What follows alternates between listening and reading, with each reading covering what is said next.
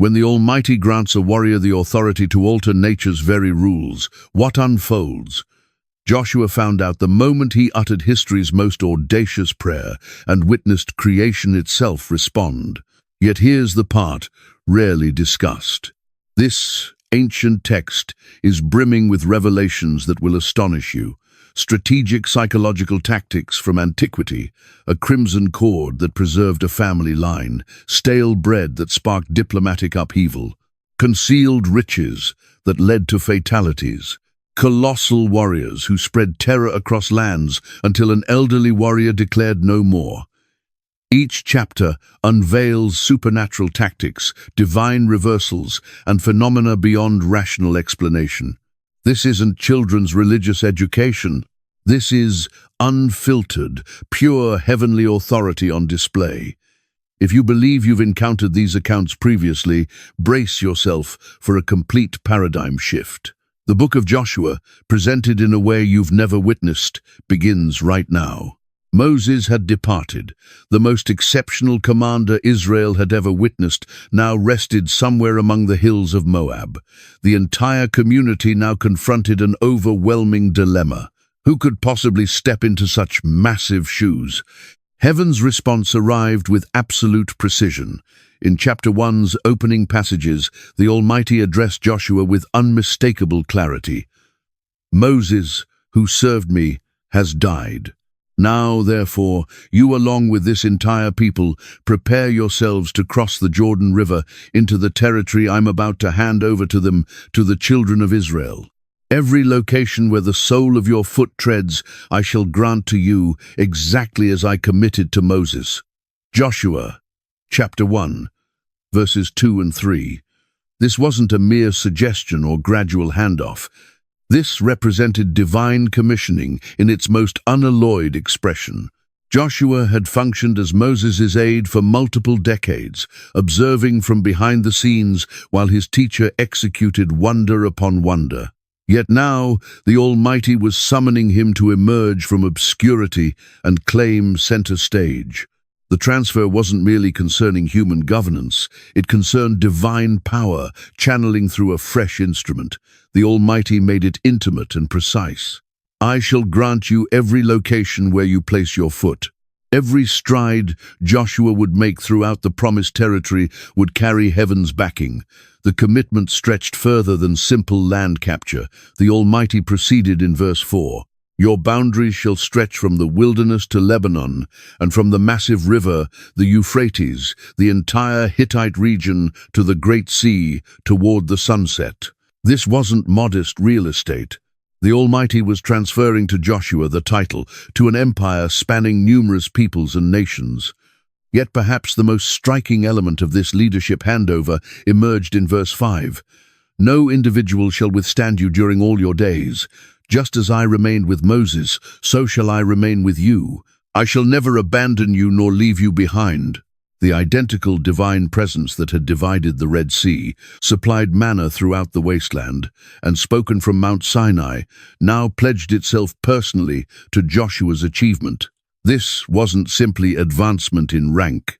It was a divine alliance that would transform the entire ancient landscape. On 3 separate occasions within 9 verses, the Almighty drove home an identical directive to Joshua: be resolute and brave. This wasn't random repetition. It was heaven's emphasis on the essential attribute Joshua would require for the path ahead. The initial directive emerged in verse 6. Be resolute and brave, for you shall guide this people to possess the territory I promised under oath to their forefathers to grant them. Here, the Almighty connected bravery directly to Joshua's function as commander. Guiding millions into hostile lands would demand the sort of fearlessness that emerges unnaturally for anyone. Joshua would face choices that might result in thousands of casualties, confront adversaries possessing advanced armaments and protected strongholds, and sustain assurance even when circumstances appeared hopeless. The second instance surfaced in verse 7. Be resolute and exceptionally brave. Take care to follow entirely the instruction my servant Moses delivered to you. Don't deviate from it rightward or leftward, so that you might succeed wherever you travel. This occasion, the Almighty tied bravery to following orders. Genuine courage is required to obey heaven's directives when they contradict human reasoning. Joshua would need fearlessness to rely on divine guidance, even when it appeared foolish according to military tactics. The third repetition appeared in verse 9. Have I not directed you? Be resolute and brave. Don't fear. Don't lose heart. For the Lord your God accompanies you in every place you travel. This final iteration was most intimate. The Almighty spoke to Joshua's particular anxieties: fear of not measuring up, fear of being crushed, fear of confronting insurmountable challenges. Why did the Almighty repeat this directive 3 times? Because fear would become Joshua's primary adversary. Not the Canaanites, not the fortified strongholds, not the giants, but rather the internal voice insisting he wasn't suitable for this assignment. The Almighty understood that bravery isn't fear's absence, it's choosing to proceed despite feeling afraid, and Joshua would require enormous quantities of supernatural bravery for approaching events. Each repetition constructed upon the prior, establishing a bedrock of divine assurance that would carry Joshua through the bleakest periods of conquest. When uncertainty crept in, he could recall, "The Almighty declared it thrice, therefore it must carry weight." Most individuals consider Moses' instruction as religious literature containing rituals and ethical principles, yet the Almighty held a contrasting view. In chapter 1, verses 7 and 8, he disclosed the instruction's genuine strategic worth. Take care to follow entirely the instruction my servant Moses delivered to you. Don't deviate from it rightward or leftward, so that you might succeed wherever you travel. Maintain this instruction scroll perpetually upon your lips. Contemplate it day and night, so you might carefully execute all recorded within. Then prosperity and achievement shall be yours. The Almighty wasn't simply instructing Joshua toward religiosity. He was providing the supreme campaign blueprint. The instruction held all Joshua required understanding regarding combat, negotiation, economics, fairness, and governance. It was comprehensive, nation-building guidance, camouflaged as sacred text. The link between studying instruction and battlefield triumph wasn't happenstance. The Almighty guaranteed that perpetual meditation on his directives would produce prosperity and achievement. This signified that Joshua's daily scripture examination wasn't disconnected from his battlefield tactics. It constituted his battlefield tactics. Every principle for territorial conquest was embedded throughout Moses' writings. The expression day and night demonstrated required intensity. This wasn't casual browsing or weekly examination. Joshua required saturation with the Almighty's guidance until they became his instinctive reaction to every circumstance. When confronting impossible challenges, his initial impulse should involve recalling what the Almighty had already taught through instruction. The Almighty also indicated Joshua should maintain instruction perpetually upon your lips. This signified more than internal contemplation. He required speaking it, teaching it, employing it to direct every choice. Instruction was intended as the perspective through which Joshua examined every obstacle and possibility. This methodology would distinguish Israel from every surrounding people. While adversaries depended on human intelligence and battlefield strength, Israel would triumph by adhering to divine wisdom encoded within instruction. It represented the supreme, unfair battlefield edge. Within ancient Jericho, a woman selling herself named Rahab stood prepared to make life's most crucial choice. When 2 Israelite intelligence agents appeared at her entrance, she confronted a decision determining not merely her destiny, but her complete family's destiny. Chapter 2, verse 1, establishes the scenario. Then Joshua, Nun's son, quietly dispatched 2 intelligence agents from Shittim. "Go examine the territory," he instructed, "particularly Jericho. So they departed and arrived at a woman selling herself named Rahab's residence and remained there. The agents required a location to disappear, and Rahab's residence offered ideal camouflage.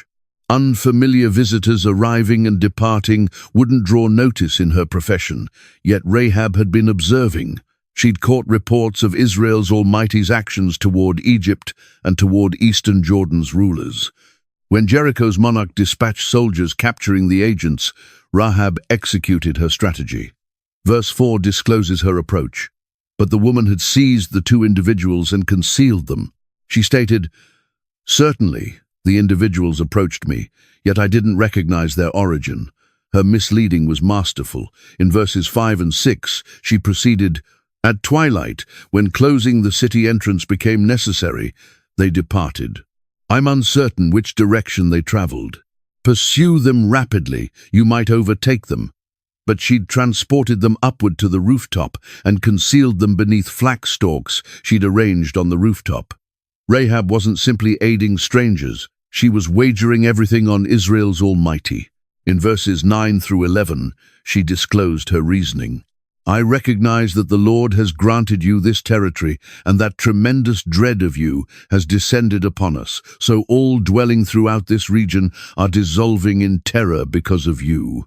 We've caught reports how the Lord desiccated the Red Sea's waters for you when departing Egypt, and your actions toward Sihon and Og, the two Amorite monarchs eastward of Jordan, whom you utterly annihilated. Upon hearing this, our hearts dissolved in terror, and everyone's bravery collapsed because of you. For the Lord your God represents divinity in heaven, overhead, and upon earth beneath." This wasn't emotional choosing. It was calculated risk grounded in intelligence. Rahab had examined evidence and determined Israel's Almighty was unstoppable. She acknowledged that battling heaven was pointless, so she elected joining the prevailing faction while opportunity remained. Rahab's assistance arrived with a cost, involving a simple crimson rope segment that would become among Scripture's most renowned symbols. The negotiation between Rahab and the agents revealed precisely how thoroughly she'd considered her defection. In chapter 2, verse 12, Rahab presented her requirement. "Now, therefore, kindly promise me by the Lord that you'll demonstrate kindness toward my household, because I've demonstrated kindness toward you.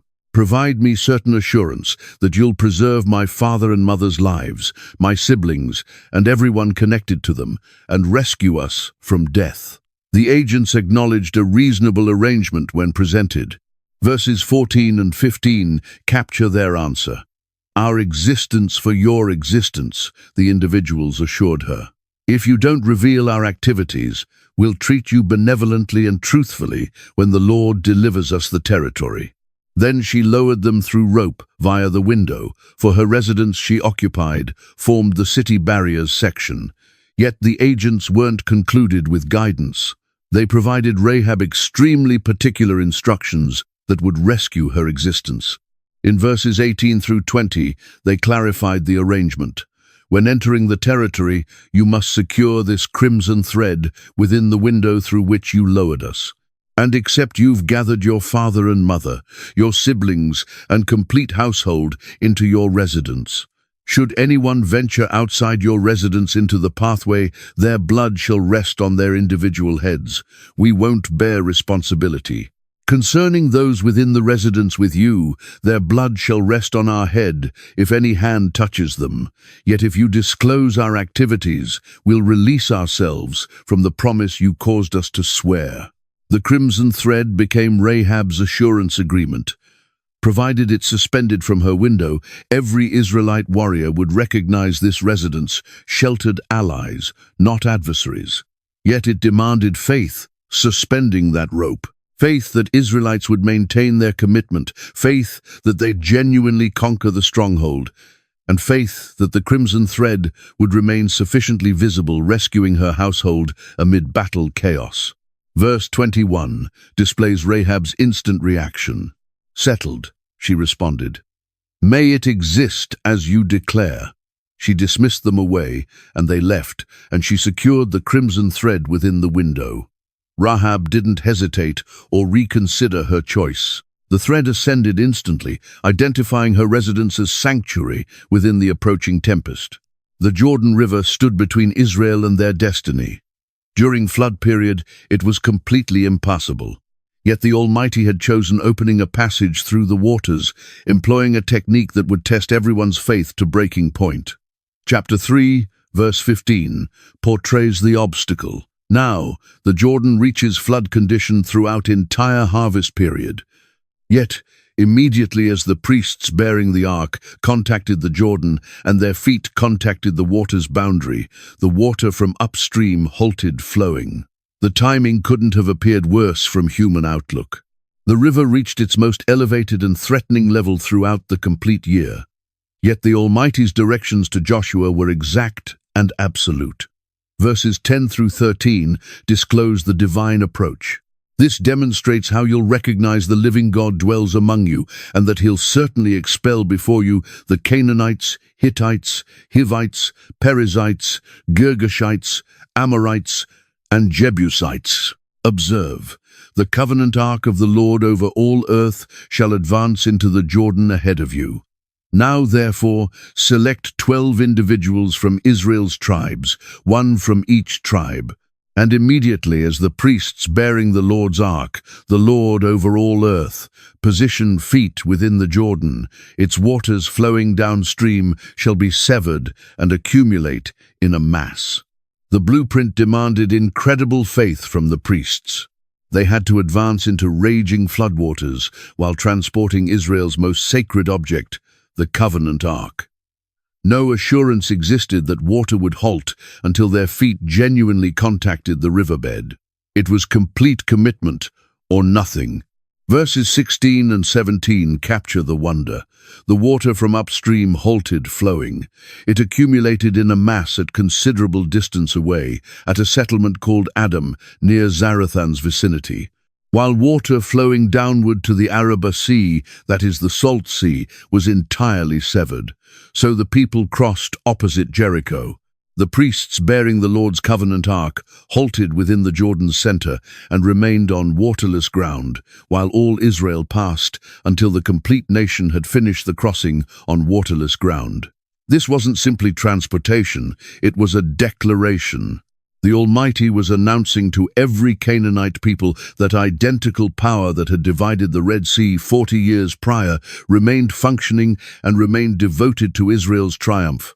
The supernatural passage transmitted a transparent directive. Resistance was pointless. The Almighty grasped something numerous commanders overlook. Unless you maintain wonder memories, the following generation will forget them. That's why he instantly directed Joshua, creating a lasting monument of the Jordan crossing, employing the most ancient technology accessible, stones. Chapter 4. Verses 1 through 3 hold the Almighty's thorough directions. When the complete nation had completed crossing the Jordan, the Lord addressed Joshua. Select 12 individuals from among the people, one from each tribe, and instruct them to gather 12 stones from the Jordan's center, from precisely where the priests stand, and transport them across with you, and position them at the location where you remain tonight. The stones' placement was essential. They had to originate from the precise location where the priests had stood, the location where heaven and earth had connected, where impossibility had become reality. These weren't simply random rocks, they were physical proof of divine action. Joshua grasped the assignment flawlessly. Verses 4 through 7 capture his execution. So Joshua summoned together the 12 individuals he designated from the Israelites, one from each tribe, and addressed them. Proceed before the Lord your God's ark into the Jordan's center. Each of you shall gather a stone upon his shoulder, matching the Israelite tribe's quantity to function as a marker among you. In the future, when your offspring inquire, what significance do these stones carry? You inform them that the Jordan's flow was severed before the Lord's covenant ark. When it crossed the Jordan's waters were severed. These stones shall exist as a monument to Israel's people eternally. Yet Joshua didn't halt there. Verse 9 discloses that he established a second monument, Joshua positioned the 12 stones that had existed within the Jordan's center at the location where the priests bearing the covenant ark had remained, and they exist there until this day. 2 monuments, one mobile, one permanent, guaranteeing the wonder would never be forgotten. This system's brilliance was its simplicity. Children would observe the stones and pose questions. Parents would relay the account. The following generation would recall. It was ancient Israel's social media version, crafted to make crucial information spread virally across generations. Following Jordan's crossing, Israel discovered themselves in hostile lands with a massive difficulty. An entire generation of fighting individuals who weren't circumcised. The Almighty's solution appeared like battlefield suicide. Execute surgery on the complete army while surrounded by hostile peoples. Chapter 5, verses 2 and 3 capture the Almighty's unexpected directive. At that occasion, the Lord addressed Joshua, "Fashion flint blades and circumcise the Israelites once more." So Joshua fashioned flint blades and circumcised the Israelites at Gibeon-Haraloth. The Hebrew designation Gibeon-Haraloth literally signifies foreskin hill, displaying precisely how enormous this procedure was. The requirement for this operation traced back to wilderness years. Verses 4 through 7 clarify the circumstances. Now this explains why he executed so. All those departing Egypt, all militarily aged individuals, perished throughout the wasteland on the path following Egypt's departure. All people departing had been circumcised. Yet all people born throughout the wasteland during the exodus from Egypt had not been circumcised. The Israelites had traveled throughout the wasteland 40 years until all individuals who were militarily aged when departing Egypt had perished since they hadn't followed the Lord. This signified that Israel's fighting forces' majority was technically outside covenant until this instant. They couldn't engage in Passover. They couldn't claim the Almighty's complete commitments, and they weren't full covenant community participants. Circumcision had to occur before conquest could commence. Yet the timing appeared terrible from battlefield perspective. Verses 8 and 9 disclose precisely how vulnerable this rendered them. And following the complete nation's circumcision, they remained where they existed in encampment until healing. Then the Lord addressed Joshua, "Today I've removed Egypt's disgrace from you, so the location has been designated Gilgal until this day." For multiple days, Israel's complete army was immobilized through pain and fighting incapable. Any Canaanite monarch with fundamental intelligence could have completely eradicated them. Yet that was precisely the Almighty's intention. Israel's protection didn't originate from their battlefield readiness. It originated from their covenant connection with Him. By demanding circumcision before conquest, the Almighty was teaching them that spiritual readiness surpassed physical readiness. The designation Gilgal signifies to remove, honoring the instant when the Almighty eliminated Egypt's shame from His people. They were no longer enslaved or wanderers. They were covenant warriors prepared to claim their possession. Joshua stood isolated near Jericho, examining the enormous barriers that appeared to ridicule every battlefield tactic he could envision. The stronghold appeared impossible, conquering with traditional combat. Yet, as he surveyed the fortress, something remarkable occurred that would transform everything. Chapter 5, verse 13 portrays the instant. Now when Joshua existed near Jericho, he raised his gaze and observed a figure standing before him with an exposed sword in his grasp. Joshua approached him and inquired, "Are you for us or for our adversaries?" The figure materialized suddenly, armed and combat prepared. Joshua's initial impulse was determining whose faction this mysterious combatant supported.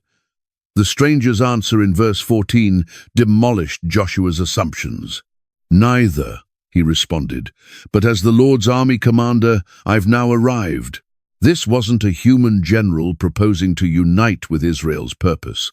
This was the divine commander declaring that heaven itself had arrived, assuming charge of the mission.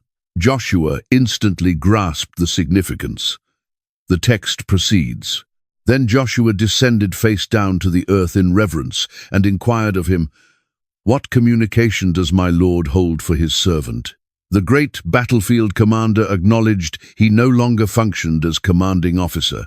He was preparing to become a lieutenant within a heavenly army. The commander's following words in verse 15 disclose this instant's sacred character. "Remove your footwear, for the location where you're standing is holy." The identical directive that Moses had received at the burning bush was now granted to Joshua. Holy earth signified divine presence, and divine presence signified that ordinary regulations no longer functioned. This encounter entirely reframed the conquest. Israel wasn't battling to expand their lands or demonstrate their battlefield strength. They were engaging in a heavenly campaign where the Almighty himself was the commanding general. Victory at Jericho wouldn't belong to human tactics or bravery.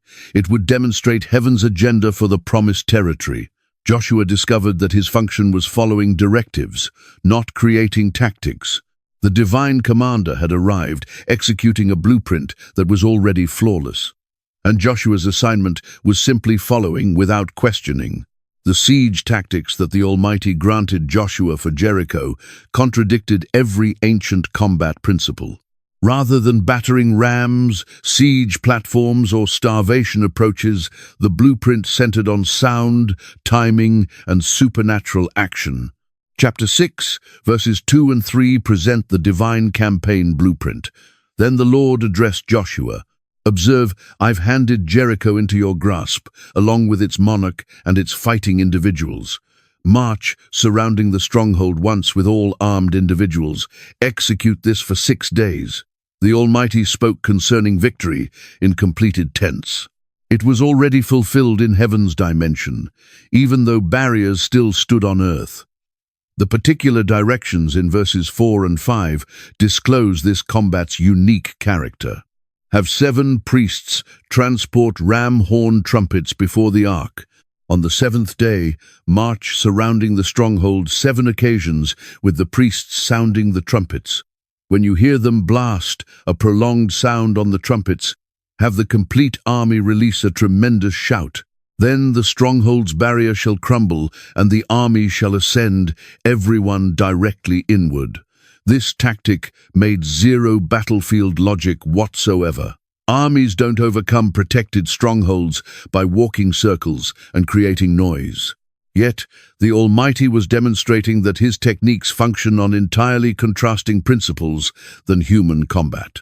The repetitive marching would establish psychological pressure on defenders while constructing faith and expectation among Israelites. Joshua executed the blueprint precisely as directed. Verses 14 and 15 portray the procedure. So, on the 2nd day, they marched surrounding the stronghold once and returned to the encampment. They executed this for 6 days. On the 7th day, they arose at sunrise and marched surrounding the stronghold 7 occasions in identical manner, except that on that day they circled the stronghold 7 occasions. The acoustic component was essential. The sound of thousands of marching feet, combined with the haunting ram horn blast, established an atmosphere of approaching catastrophe for Jericho's defenders. Each day, the tension escalated. Each circuit surrounding the barriers increased the psychological pressure. By the 7th day, both armies were prepared for something dramatic occurring. The truth instant arrived in verse 20. When the trumpet blasted, the army shouted, and at the trumpet's sound, when the individuals released a tremendous shout, the barrier crumbled. So everyone charged directly inward, and they captured the stronghold. The barriers didn't erode gradually. They descended instantly when heaven's timing was flawless. Jericho's barriers' collapse demonstrated something impossible by human standards: divine accuracy and annihilation. The enormous fortifications that had defended the stronghold for generations descended flat, yet one small portion remained standing precisely where necessary for Rahab's rescue. The portrayal in chapter 6, verse 20, discloses the annihilation's totality.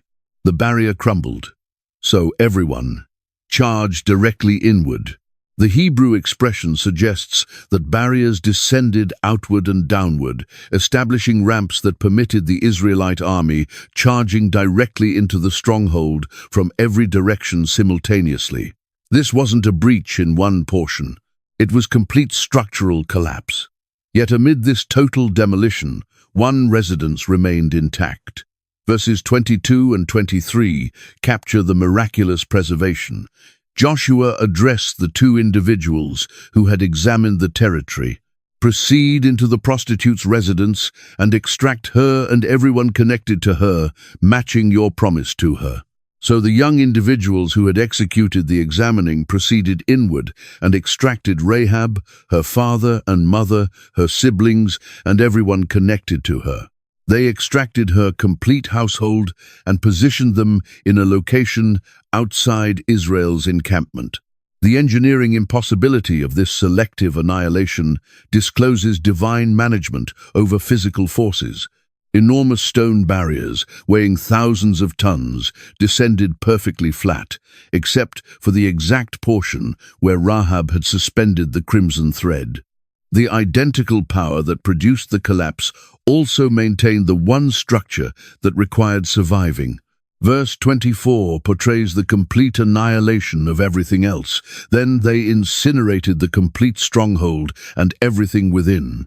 Yet they positioned the silver and gold and the bronze and iron articles into the Lord's house's treasury. Nothing remained standing except Rahab's barrier portion, demonstrating that the Almighty's commitments are as dependable as his verdicts. This selective demolition transmitted a transparent directive to every Canaanite people. Israel's Almighty could annihilate with surgical accuracy. He wasn't a random natural force. He was a divine engineer who could manipulate physical regulations to fulfill his precise intentions. The physics of Jericho's events contradicted clarification by ancient engineering understanding. Barriers that enormous don't simply descend flat unless every structural support collapses simultaneously. Yet the power that fulfilled this total annihilation could also maintain one small residence, demonstrating that divine action functions with flawless accuracy. Victory at Jericho should have propelled Israel into an unstoppable conquest. Yet, everything halted grinding because of one individual's secret defiance. Achan's concealed treasure established a security violation that nearly annihilated Israel's complete battlefield campaign. The Almighty had granted particular directions concerning Jericho's riches. Chapter 6, verses 18 and 19 hold the transparent directive. Yet avoid the devoted items so you won't produce your individual annihilation by seizing any of them. Otherwise, you'll render Israel's encampment liable to annihilation and produce difficulty on it. All the silver and gold and bronze and iron articles are sacred to the Lord and must proceed into his treasury. Yet Achan observed an opportunity for individual profit. Chapter 7, verse 21, captures his admission. When I observed in the plunder a beautiful garment from Babylonia, 200 silver shekels, and a gold bar weighing 50 shekels, I desired them and seized them. They're concealed in the earth inside my tent, with the silver beneath. The items he stole weren't simply valuable. They were particularly devoted to the Almighty. The results became visible instantly at Israel's following conflict. Verses 4 and 5 of chapter 7 portrayed the shocking defeat. So approximately 3,000 ascended, yet they were defeated by Ai's individuals, who eliminated approximately 36 of them. They pursued the Israelites from the stronghold entrance as distant as the stone quarries and attacked them downward on the inclines. At this, the people's hearts dissolved in terror and became like water. This defeat was devastating psychologically. Israel had just witnessed Jericho's miraculous collapse. Yet now, a considerably smaller stronghold had humiliated their army. The 36 fatalities represented more than battlefield casualties. They were proof that something had fractured Israel's divine protection. Joshua's reaction in verses 7 through 9 discloses his confusion and terror.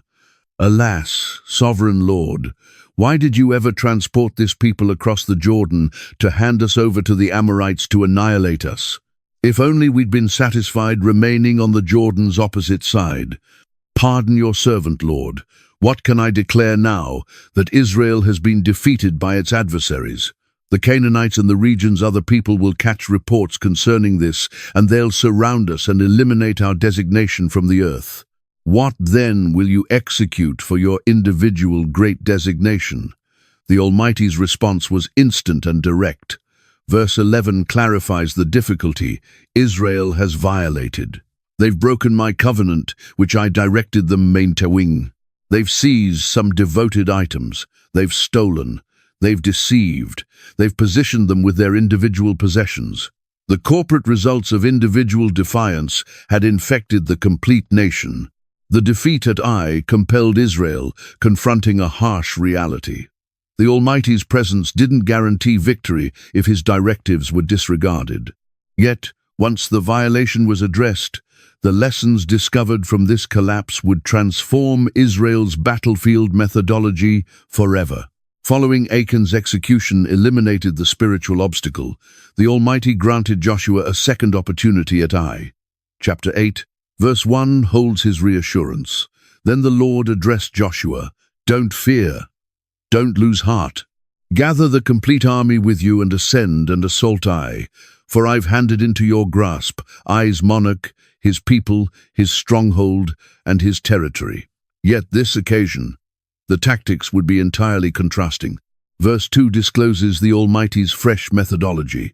"You shall execute to Ai and its monarch as you executed to Jericho and its monarch, except that you may transport their plunder and livestock for yourselves. Position an ambush behind the stronghold." The Almighty was instructing Israel, adapting their approaches while sustaining their reliance on divine direction. The blueprint demanded sophisticated coordination between numerous units. Verses 3 through 8 present the complex tactics.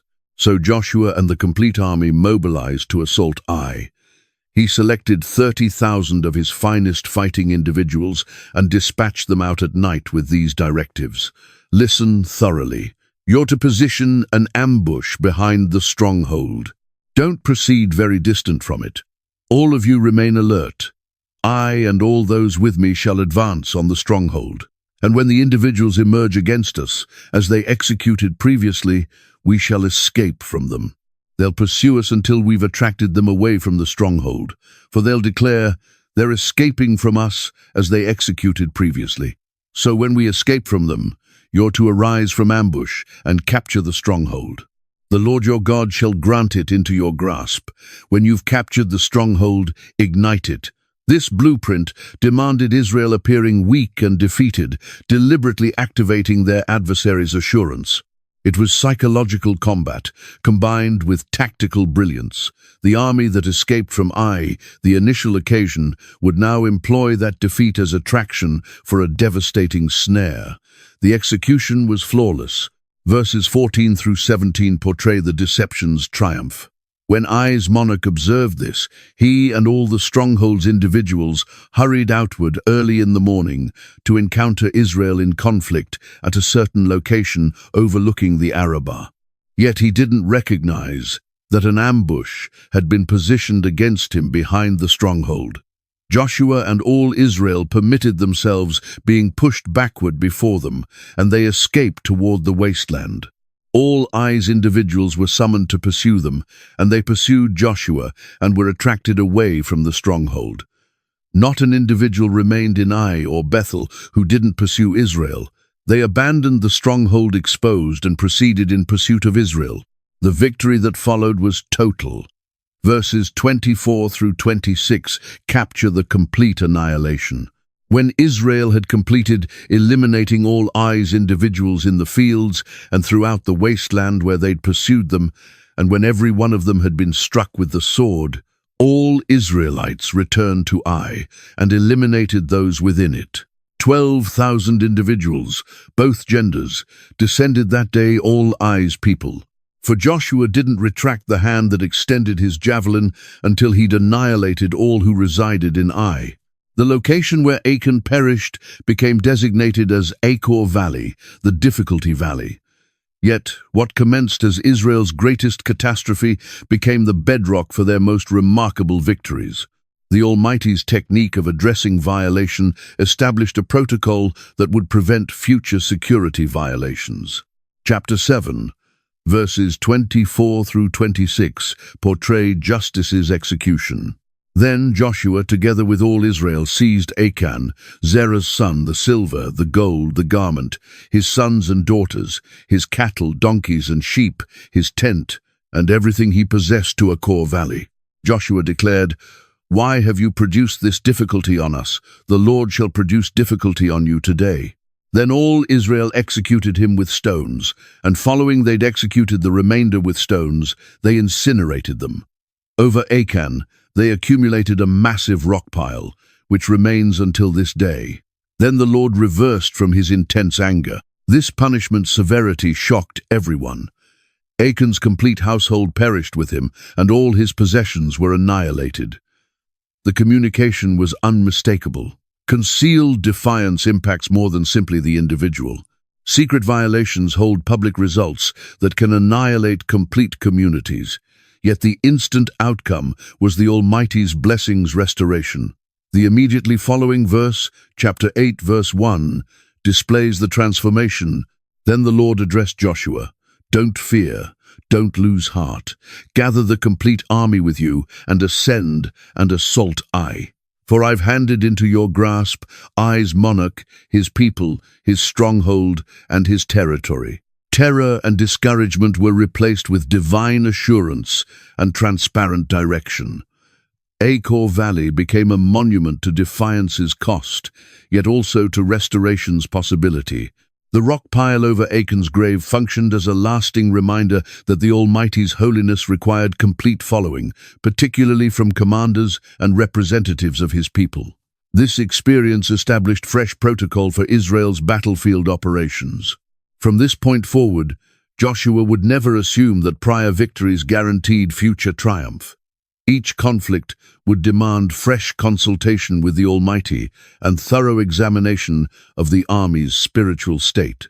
The transformation was so thorough that subsequent prophets would employ Achor Valley as hope's symbol. What had existed as a difficulty location would become a doorway to blessing for generations who discovered from Israel's errors. While Israel was acquiring assurance from their victory at Ai, Gibeon's inhabitants were crafting a blueprint that would outwit the Almighty's selected people through masterful misleading. Their tactics would triumph where battlefield resistance had collapsed. Chapter 9, verse 3, establishes their scheme. However, when Gibeon's people caught reports concerning what Joshua had executed to Jericho and Ai, they resorted to deception. Rather than preparing for combat like other Canaanite strongholds, the Gibeonites selected misleading as their survival tactics. Their blueprint was elaborate and convincing. Verses 4 through 6 portray the props they employed. They proceeded as a delegation whose donkeys were loaded with exhausted sacks and aged wine containers, fractured and repaired. They positioned exhausted and patched footwear on their feet and wore aged garments. All their food provisions bread was dehydrated and moldy. Then they proceeded to Joshua in the encampment at Gilgal and addressed him and the Israelites. "We've arrived from a remote region. Establish a covenant with us." The misleading included a thoroughly crafted backstory. Verses 9 through 13 capture their fictional travel account. They responded, "Your servants have arrived from an extremely remote region because of the Lord your God's fame. For we've caught reports concerning him, everything he executed in Egypt, and everything he executed to the 2 Amorite monarchs eastward of the Jordan, Sihon, Heshbon's monarch, and Og, Bashan's monarch, who governed in Ashtaroth. And our elders and all those residing in our region declared to us, 'Gather provisions for your expedition. Proceed and encounter them and address them. We are your servants. Establish a covenant with us.' This bread of ours was warm when we gathered it at home on the day we departed to approach you. Yet now observe how dehydrated and moldy it exists. And these wine containers that we filled were fresh, yet observe how fractured they exist. And our garments and footwear are exhausted by the extremely prolonged expedition. The Israelites accepted it entirely. Verse 14 discloses their essential error. The Israelites examined their provisions, yet didn't consult the Lord. They relied on their individual assessment rather than pursuing divine counsel. The physical proof appeared convincing. The moldy bread, fractured wine containers, and exhausted clothing all supported the Gibeonites' account. Verse 15 captures the fatal choice. Then Joshua established a peace covenant with them to permit them residing, and the assembly's commanders confirmed it through promise. The covenant wasn't simply a casual agreement. It was a binding promise, sworn in the Almighty's designation, rendering it impossible breaking without severe results. The truth emerged just 3 days subsequently. Verses 16 and 17 disclose the devastating discovery. 3 days following, they established the covenant with the Gibeonites. The Israelites' court reports that they were neighbors residing near them. So the Israelites departed, and on the 3rd day arrived to their strongholds, Gibeon, Chephirah, Beeroth, and Kiriath Jearim. The remote travelers resided just a few miles away from Israel's encampment. The Gibeonite misleading established a crisis that would plague Israel for generations. Joshua's collapse to pursue the Almighty's counsel before establishing the covenant held results that stretched far beyond the instant circumstances. When the misleading was discovered, the Israelites' initial impulse was assaulting. Chapter 9, verse 18, portrays their reaction. Yet the Israelites didn't assault them because the assembly's commanders had promised to them through the Lord, Israel's God. The complete assembly complained against the commanders. The people were furious that they'd been deceived into establishing a covenant with adversaries who should have been annihilated. Yet the commanders grasped something essential concerning promise maintaining. Verses 19 and 20 capture their clarification. All the commanders responded, "We've granted them our promise through the Lord, Israel's God, and we cannot contact them now. This represents what we'll execute to them. We'll permit them residing, so the Almighty's fury won't descend on us for breaking the promise we promised to them." Breaking a promise sworn in the Almighty's designation would produce divine verdict on Israel. Joshua's solution was honoring the covenant while imposing results for the misleading. Verses 21 through 23 disclose his choice. They proceeded, "Permit them residing, yet permit them existing as wood gatherers and water transporters in service to the complete assembly." So the commander's commitment to them was maintained. Then Joshua summoned the Gibeonites and declared, "Why did you mislead us by declaring, 'We reside a prolonged distance from you, while genuinely you reside near us'? You're now under a curse. You'll never be released from service as wood gatherers and water transporters for my God's house." The Gibeonites accepted this arrangement gladly. Verse 24 displays their relief. They responded to Joshua, "Your servants were transparently informed how the Lord your God had directed his servant Moses, granting you the complete territory and eliminating all its inhabitants from before you. So we feared for our existences because of you, and that explains why we executed this." Enslavement was superior to death, and they'd accomplished their primary objective of survival. Yet, the long-term results were severe. This covenant would compel Israel defending Gibeon against other Canaanite monarchs, dragging them into conflicts they might have avoided. It would also establish a lasting foreign population within Israel's lands, producing future religious and political complications. The lesson was transparent. Spiritual commanders must consult the Almighty before establishing major choices, regardless how obvious the choice might appear. Human intelligence, even when supported through visible proof, represents no substitute for divine direction. Joshua's error at Gibeon would function as a warning to future generations concerning the cost of functioning independently from the Almighty's counsel. The Gibeonite covenant had barely been completed when it triggered the most massive battlefield crisis Israel had ever confronted. 5 powerful Canaanite monarchs recognized that, if Gibeon could establish peace with Israel, other strongholds might follow, unraveling their complete defense network. Chapter 10, verse 1, portrays the instant reaction. Now Adoni-Zedek, Jerusalem's monarch, caught reports that Joshua had captured Ai and utterly annihilated it, executing to Ai and its monarch as he'd executed to Jericho and its monarch, and that Gibeon's people had established a peace covenant with Israel and had become their allies. Jerusalem's monarch grasped that Gibeon's defection wasn't simply a local difficulty. It was a strategic catastrophe threatening every Canaanite fortress. The terror was warranted.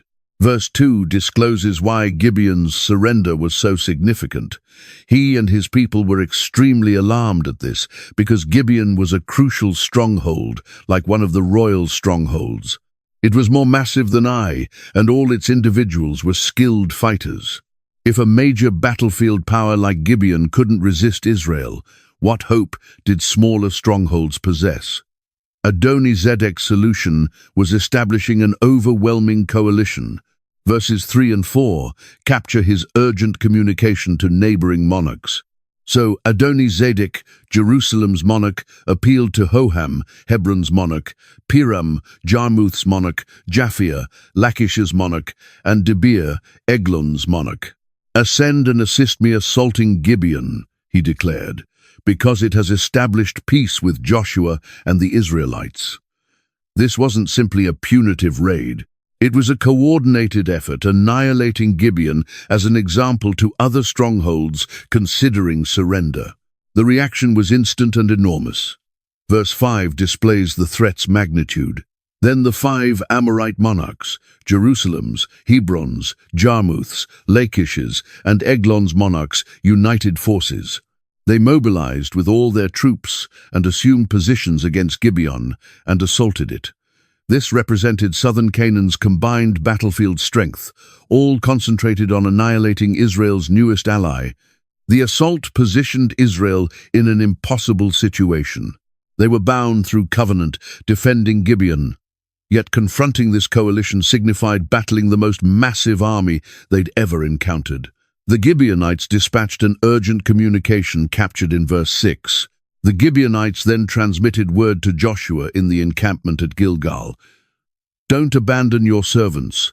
Ascend to us rapidly and rescue us. Assist us, because all the Amorite monarchs from the hill region have united forces against us." The very people who deceived Israel into a covenant were now summoning in that covenant for protection. Joshua confronted a critical choice. Honoring the covenant signified risking Israel's complete army against overwhelming challenges. Yet breaking their promise would annihilate Israel's credibility and produce the Almighty's verdict. The emergency required instant action, with zero time for lengthy consultation. What occurred next contradicted every natural regulation and became the most impossible prayer ever answered in human history. Joshua didn't simply request the Almighty for victory. He directed the sun and moon halting movement, and they followed. The Almighty's reaction to the crisis emerged before Joshua even possessed time fully processing the threat. Chapter 10, verse 8, captures the divine assurance. The Lord addressed Joshua, "Don't fear them. I've granted them into your grasp. Not one of them shall withstand you." This wasn't conditional on Israel's performance. It was a guarantee of total victory. Joshua propelled an instant counterattack. Verse 9 portrays the surprise assault. Following an all-night march from Gilgal, Joshua seized them through surprise. The coalition army had anticipated Israel, requiring days organizing a reaction.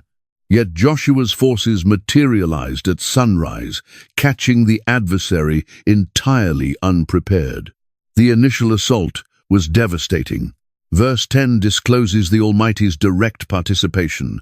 The Lord cast them into confusion before Israel, so Joshua and the Israelites defeated them entirely at Gibeon. Israel pursued them along the pathway ascending to Beth-horon and severed them downward completely to Azekah and Makkedah. This wasn't simply battlefield triumph.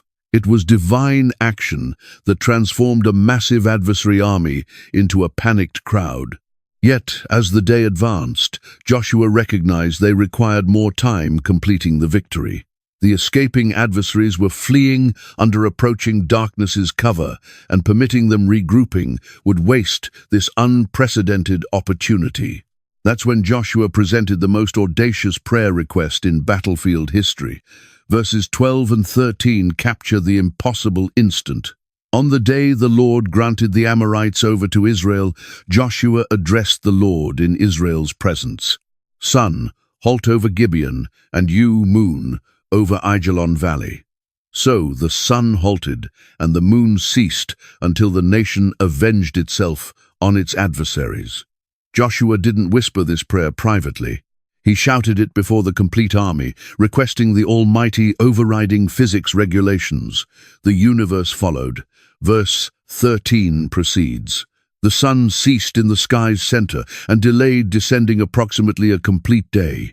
For roughly 24 hours, Earth's rotation halted, granting Israel extended daylight, completing the most thorough battlefield victory in ancient history.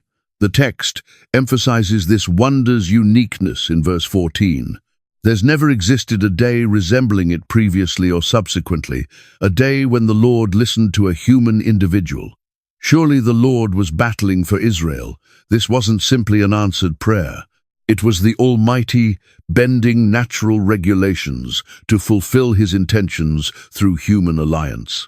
While the supernatural daylight permitted Israel pursuing the escaping armies, the 5 monarchs who'd initiated this enormous conflict discovered themselves trapped in a cave, establishing one of the most psychologically devastating public executions in ancient combat. During battle's chaos, the 5 coalition commanders had escaped for their existences. Chapter 10, verse 16 portrays their desperate hiding attempt.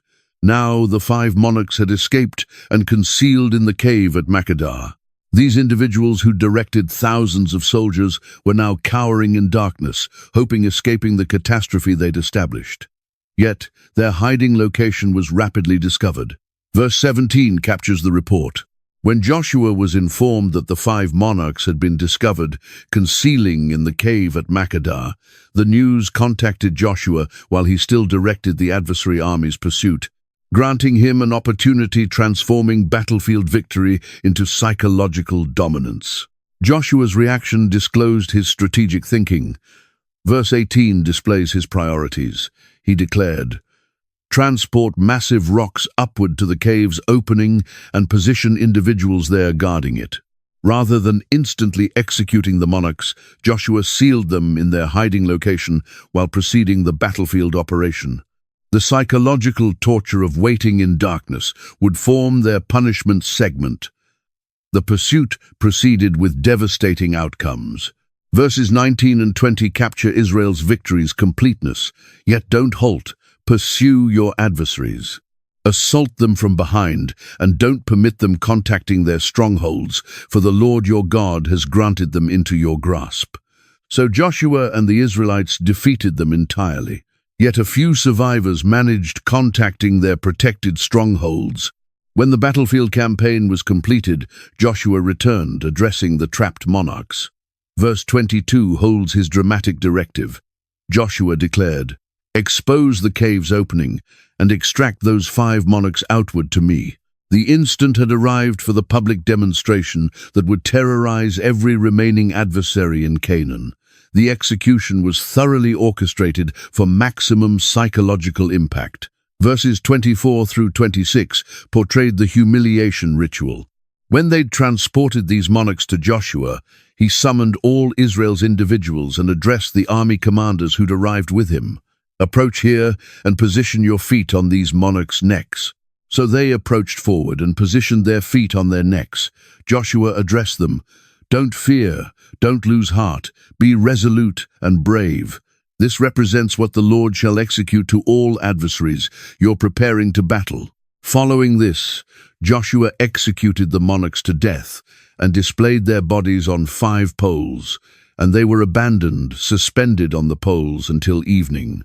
This public execution functioned multiple intentions. It demonstrated Israel's complete dominance over their adversaries, enhanced Israeli soldiers' assurance, and transmitted a transparent communication to every remaining Canaanite stronghold. Resistance was pointless. The victory over the five-monarch alliance established unstoppable momentum that transformed Israel's battlefield tactics. Rather than slow, methodical sieges, Joshua propelled a rapid campaign that conquered 7 major strongholds in rapid succession. The blitzkrieg commenced instantly following the Makkedah executions. Chapter 10, verse 28, captures the initial target. That day, Joshua captured Makkedah.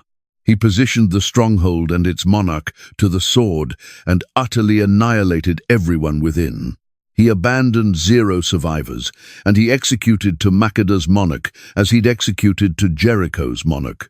The pattern was established: complete conquest, with 0 mercy for rulers who'd resisted the Almighty's people. From Makkedah, the army mobilized to Libnah. Verses 29 and 30 portrayed the second victory. Then Joshua and all Israel with him mobilized from Makkedah to Libnah and assaulted it. The Lord also granted that stronghold and its monarch into Israel's grasp. The stronghold and everyone within it Joshua positioned to the sword. He abandoned 0 survivors there, and he executed to its monarch as he'd executed to Jericho's monarch. The conquest speed was possible because adversary resistance had already been fractured psychologically. The third target descended just as rapidly. Verses 31 and 32 capture Lachish's defeat. Then Joshua and all Israel with him mobilized from Libnah to Lachish. He assumed positions against it and assaulted it. The Lord granted Lachish into Israel's grasp, and Joshua captured it on the second day. The stronghold and everyone within it he positioned to the sword, precisely as he'd executed to Libnah. Even protected strongholds that should have demanded months of siege combat were descending within days. An attempted rescue mission only contributed to Israel's momentum. Verses 33 through 35 portray how even allied reinforcements became additional victories. Meanwhile, Horam, Gezer's monarch, had ascended assisting Lachish, yet Joshua defeated him and his army until 0 survivors were abandoned. Then Joshua and all Israel with him mobilized from Lachish to Eglon. They assumed positions against it and assaulted it. They captured it that identical day and positioned it to the sword and utterly annihilated everyone within, precisely as they'd executed to Lachish. The campaign proceeded with relentless efficiency. Verses 36 through 39 capture Hebron and Debir's conquest. Then Joshua and all Israel with him ascended from Eglon to Hebron and assaulted it. They captured the stronghold and positioned it, and its monarch and its villages and everyone within to the sword. They abandoned 0 survivors. Precisely as at Eglon, they utterly annihilated it, and everyone within. Then Joshua and all Israel with him reversed around and assaulted Debir. They captured the stronghold, its monarch, and its villages, and positioned them to the sword. Everyone within they utterly annihilated. They abandoned 0 survivors. They executed to Debir and its monarch as they'd executed to Libnah and its monarch and to Hebron. The speed and completeness of this campaign was unprecedented in ancient combat. Verse 40 summarizes the strategic accomplishment. So Joshua subdued the complete region, including the hill region, the Negev, the western foothills, and the mountain inclines, together with all their monarchs. He abandoned 0 survivors. He utterly annihilated all who breathed precisely as the Lord, Israel's God, had directed. Among all adversaries Israel confronted, none produced terror into their hearts like the Anakim, the giant clans whose very existence had once convinced an entire generation, refusing the Almighty's commitments. Yet now Joshua systematically pursued these legendary combatants, demonstrating that 0 adversary was too terrifying for the Almighty's people. The Anakim possessed a fearsome reputation, stretching backward 40 years. These were the giants that the original 12 intelligence agents had encountered, producing 10 of them, declaring in Numbers 13, verse 33, "We observed the Nephilim there, Anak's descendants. We appeared like grasshoppers in our individual eyes, and we appeared identical to them." Their dimension and strength had become a symbol of impossible obstacles in Israel's path. Yet Joshua's methodology to the Anakim was methodical and deliberate. Chapter 11, verse 21, portrays his systematic campaign. At that occasion Joshua proceeded and annihilated the Anakites from the hill region, from Hebron, Debir and Anab, from all Judah's hill region and from all Israel's hill region. Joshua utterly annihilated them and their settlements. This wasn't random combat. It was a targeted elimination of particular giant strongholds. Conquering Hebron's significance cannot be overstated. This was the Anakim's ancestral home, their primary fortress and breeding earth. When Joshua conquered Hebron, he was attacking at giant territory's heart. The psychological impact on both Israel and their adversaries was enormous. Verse 22 discloses the giant elimination's thoroughness. 0 Anakites were abandoned in Israelite lands. Only in Gaza, Gath, and Ashdod did any survive. Joshua's campaign had diminished the once terrifying giant clans to small remnants in Philistine strongholds. The monsters that had haunted Israel's nightmares for 40 years were nearly extinct. Eliminating the Anakim's strategic importance stretched beyond their individual threat. These giants had functioned as the supreme psychological weapon for Israel's adversaries. Strongholds would hire Anakim combatants as mercenaries, recognizing that their mere existence would terrorize opposing armies. By systematically annihilating the giant clans, Joshua was removing Canaan's most powerful deterrent against Israelite conquest. The Anakim elimination also fulfilled a particular commitment that the Almighty had presented to Caleb 45 years prior. When Caleb had existed as only 2 intelligence agents advocating conquering the territory despite the giants, the Almighty had guaranteed him the very lands where the Anakim resided.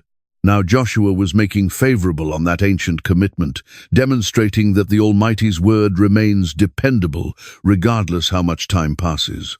This campaign demonstrated that faith in the Almighty could overcome any obstacle, regardless how intimidating it materialized. The identical giants who'd once produced an entire generation doubting the Almighty's power were now being systematically annihilated by the following generation who selected trusting divine commitments over human terrors. The systematic dismantling of Canaanite political power contacted its climax with 31 independent monarchs' defeat, representing organized resistance's complete collapse in the Promised Territory. This wasn't simply battlefield conquest. It was an entire political system's annihilation. Chapter 12 provides the comprehensive catalogue of defeated rulers, commencing with the victories eastward of the Jordan under Moses' governance. Verses 1 through 6 list the preliminary conquests. These are the territory's monarchs whom the Israelites had defeated and whose lands they assumed eastward of the Jordan, from the Arnon Gorge to Mount Hermon, including all the Arabah's eastern portion. Sihon, the Amorites' monarch who governed in Heshbon. Og, Bashan's monarch, one of the final Rephaites who governed in Ashtaroth and Edrei. Yet, the main catalogue concentrates on Joshua's conquests westward of the Jordan. Verses 7 and 8 introduce the list. These are the territory's monarchs that Joshua and the Israelites conquered on the Jordan's western portion, from Baal Gad in Lebanon's valley to Mount Halak, which ascends towards Seir. Joshua granted their territories as possession to Israel's tribes, matching their tribal divisions. The list that follows reads like ancient Near Eastern powers' roll call. Verses 9 through 24 methodically designate each defeated ruler. Jericho's monarch 1. Ai's monarch near Bethel 1. Jerusalem's monarch 1. Hebron's monarch 1. Jarmuth's monarch 1. Lachish's monarch 1. Eglon's monarch 1. Gijah's monarch 1, Debia's monarch 1, Gijah's monarch 1, Hormah's monarch 1, Arad's monarch 1, Libnah's monarch 1, Adullam's monarch 1, Makkedah's monarch 1, Bethel's monarch 1, Tapua's monarch 1, Hefer's monarch 1, Aphek's monarch 1, Lasharon's monarch 1, Madon's monarch 1, Hazor's monarch 1, Shimron Meron's monarch 1, Akshaf's monarch 1, Tanach's monarch 1, Megiddo's monarch 1, Kadesh's monarch 1, Jokneam in Carmel's monarch 1, Dor in Naphoth, Dor's monarch 1, Goyim in Gilgal's monarch 1, Tirzah's monarch 1, 31 monarchs in total. Each designation on this list represented a complete political entity, possessing its individual army, fortifications, and influence sphere. These weren't minor chieftains or tribal commanders. They were established rulers of protected strongholds that managed trade pathways, agricultural regions, and strategic battlefield positions throughout Canaan. These conquests' geographic spread was remarkable. The defeated monarchs managed lands from the southern wasteland to the northern mountains, from the Mediterranean coast to the Jordan Valley. Zero region of the Promised Territory remained under independent Canaanite management. These victories' systematic character disclosed divine tactics functioning. Rather than abandoning pockets of organized resistance that could regroup and counterattack, Joshua had methodically eliminated every political power center. The 31 defeats represented Canaanite civilization's complete decapitation in the Promised Territory. This catalogue functioned as permanent testimony to the Almighty's faithfulness in fulfilling his commitments to Abraham, Isaac, and Jacob. Every designation on the list was proof that divine power had overcome human resistance, that heavenly intentions had triumphed over earthly opposition. The northern Canaanite monarchs recognized that isolated resistance was pointless, so they established the region's history's most massive battlefield alliance. Guided by Jabin Hazor's monarch, this confederacy represented the final desperate attempt halting Israel's conquest through overwhelming force. Chapter 11, verse 1, portrays this mega-alliance's formation. When Jabin, Hazor's monarch, caught reports concerning this, he transmitted word to Jobab, Madon's monarch, to Shimron and Akshaf's monarchs. Hazor was northern Canaan's most powerful stronghold state, rendering Jabin the natural commander for organizing regional resistance against Israel. This coalition's scope was unprecedented. Verses 2 and 3 disclose its enormous magnitude. And to the northern monarchs who existed in the mountains, in the Arabah southward of Kinnereth, in the western foothills, and in Naphoth Dor on the west, to the Canaanites in the east and west, to the Amorites, Hittites, Perizzites, and Jebusites in the hill region, and to the Hivites beneath Hermon in Mizpah's region. This wasn't simply a local alliance. It represented virtually every remaining independent power in northern and central Canaan. The battlefield force that assembled was staggering. Verse 4 portrays the army. They emerged with all their troops and massive quantities of horses and chariots, a huge army as numerous as the seashore sand. This was the most massive battlefield force ever assembled against Israel, combining dozens of kingdoms' professional armies into one enormous conflict machine. The technological advantage appeared overwhelming. The Confederacy's cavalry and chariot forces represented the ancient world's most advanced battlefield technology. Against Israel's infantry army, these mobile units should have been decisive. The psychological impact alone was intended fracturing Israeli morale before conflict even commenced. The armies encountered at Merom's waters, a strategic location favoring the Confederacy's mobile forces. Verse 5 captures the confrontation. All these monarchs united forces and established encampment together at Merom's waters to battle against Israel. The battlefield was selected, maximizing chariots and cavalry's effectiveness while minimizing Israel's advantages. Yet the Almighty had already determined the outcome. Verse 6 holds his commitment to Joshua. The Lord addressed Joshua, "Don't fear them, because by this occasion tomorrow I shall hand all of them slain over to Israel. You're to hamstring their horses and incinerate their chariots." The advanced technology that appeared so intimidating to human eyes was worthless against divine action. The conflict was decisive and complete. Verses 7 and 8 capture the victory. So Joshua and his complete army approached them suddenly at Meром's waters and assaulted them, and the Lord granted them into Israel's grasp. They defeated them and pursued them completely to Greater Sidon, to Misrephoth-Maim, and to Mizpah's valley on the east, until 0 survivors were abandoned. The most massive army ever assembled against Israel was entirely annihilated. The Confederacy's advanced battlefield technology's annihilation marked an essential turning point in ancient combat philosophy. The Almighty's directions, annihilating rather than capturing the adversary's chariots and horses, disclosed a deliberate tactic, maintaining Israel reliant on divine power rather than human innovation. Following the victory at Meром's waters, Joshua confronted a choice concerning the enormous quantity of captured battlefield equipment. The practical selection would have been incorporating the chariots and horses into Israel's individual army, instantly transforming them into the region's most powerful battlefield force. Yet the Almighty's directions in chapter 11, verse 6 were particular and absolute. You're to hamstring their horses and incinerate their chariots. This directive demanded Joshua deliberately annihilating valuable battlefield assets that could have strengthened Israel's army for future conflicts. Joshua followed without hesitation. Verse 9 captures his execution. Joshua executed to them as the Lord had instructed. He hamstrung their horses and incinerated their chariots.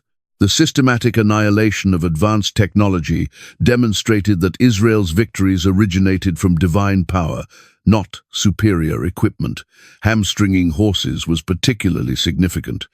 This procedure permanently disabled the animals for battlefield employment while maintaining them alive for agricultural work. It transmitted a transparent communication that Israel rejected the battlefield advantages that other peoples depended on for their security. Incinerating chariots was equally symbolic. These vehicles represented ancient battlefield technology's pinnacle, demanding significant resources and expertise, constructing and sustaining. By annihilating them, Israel was rejecting the temptation relying on human engineering rather than divine protection. This technology neutralization tactic held profound implications for Israel's battlefield philosophy. While other peoples invested heavily in weapons development and technological superiority, Israel was depending entirely on their covenant connection with the Almighty. Their strength originated from following, not innovation. Annihilating captured battlefield technology also prevented Israel becoming reliant on equipment they couldn't manufacture or sustain themselves. Chariots demanded specialized understanding, trained personnel, and ongoing resources that Israel lacked. By annihilating them, Joshua was avoiding future battlefield vulnerabilities. The psychological impact on surrounding peoples was enormous. Israel had just annihilated the ancient world's most advanced battlefield technology, demonstrating they possessed something more powerful than horses and chariots. This demonstration of assurance in divine power rather than human technology became a defining characteristic of Israel's national identity. The chariot incineration at Merom established a precedent that would influence Israel's battlefield tactics for generations. It demonstrated that reliance on the Almighty was more dependable than reliance on technology, that faith was more powerful than firepower, and that divine action was more decisive than human innovation. As the major battlefield campaigns concluded, a puzzling reality emerged. The Almighty had deliberately abandoned the conquest incomplete. Scattered throughout the promised territory, pockets of Canaanite populations remained unconquered, and this wasn't due to Israel's collapse. It was segment of the Almighty's long-term development blueprint. Chapter 13 Verse 1 discloses the Almighty's outlook on the circumstances. When Joshua had grown aged, the Lord addressed him. You're now extremely aged, and there exist still extremely massive territory areas to assume. This wasn't criticism of Joshua's governance or complaint concerning incomplete battlefield operations. The Almighty was simply declaring a fact concerning the current territorial circumstances. The remaining unconquered territory's extent was substantial. Verses 2 through 6 provide a thorough catalogue. This represents the territory that remains. All the Philistines' regions and Geshurites from the Shiloh River on Egypt's east to Ekron's lands on the north, all of it counted as Canaanite, though possessed by the 5 Philistine rulers in Gaza, Ashdod, Ashkelon, Gath, and Ekron. The Avites' lands on the south, all the Canaanites' territory, from Ara of the Sidonians, as distant as Aphek and the Amorites' border, the Byblos area, and all Lebanon to the east, from Baal-Gad beneath Mount Hermon to Lebo-Hamath. Yet the Almighty possessed a particular reason for this incomplete conquest. The tactic wasn't concerning battlefield limitations. It was concerning Israel's gradual development as a people. These remaining populations would function as training opponents, assisting each tribe developing their individual battlefield capabilities and territorial management over time.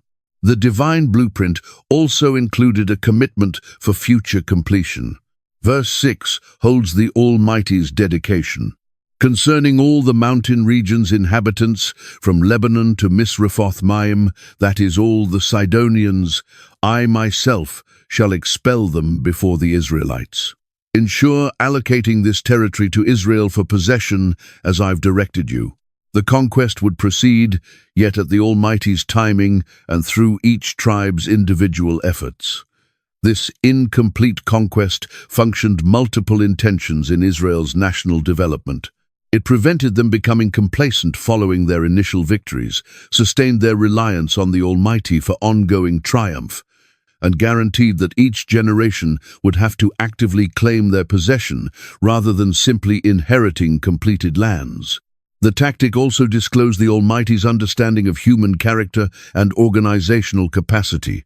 A people that had existed as enslaved in Egypt and nomads throughout the wasteland required time developing the administrative skills, agricultural understanding, and social structures necessary governing conquered lands effectively. Gradual expansion would permit sustainable growth rather than overwhelming responsibilities. While the general conquest remained incomplete, one remarkable individual was prepared, claiming his personal possession instantly. Caleb, now 85 years aged, approached Joshua with a bold request that would become among Israel's history's most inspiring accounts of faith and determination. Chapter 14, verse 6, establishes the scenario. Now Judah's people approached Joshua at Gilgal, and Caleb, Jephunneh the Kenizzite's son, addressed him. Caleb wasn't presenting this request privately. He spoke publicly before Judah's entire tribe, demonstrating his assurance in both his claim and his ability fulfilling it. Caleb's speech commenced by reminding Joshua of their shared history. Verses 7 and 8 hold his testimony. I was 40 years aged when Moses, the Lord's servant, dispatched me from Kadesh Barnea exploring the territory, and I transported him backward a report matching my convictions. Yet my fellow Israelites, who ascended with me, rendered the people's hearts dissolve in terror.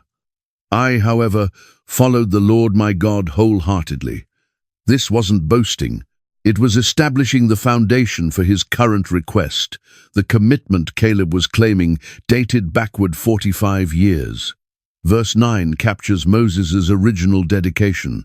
So, on that day, Moses promised me, the territory on which your feet have walked shall exist as your possession and your children's eternally because you followed the Lord my God wholeheartedly. The particular lands Caleb had explored as an intelligence agent was guaranteed to him as lasting possession. Yet the most remarkable segment of Caleb's request was his assessment of his current physical state. Verses 10 and 11 hold his confident declaration.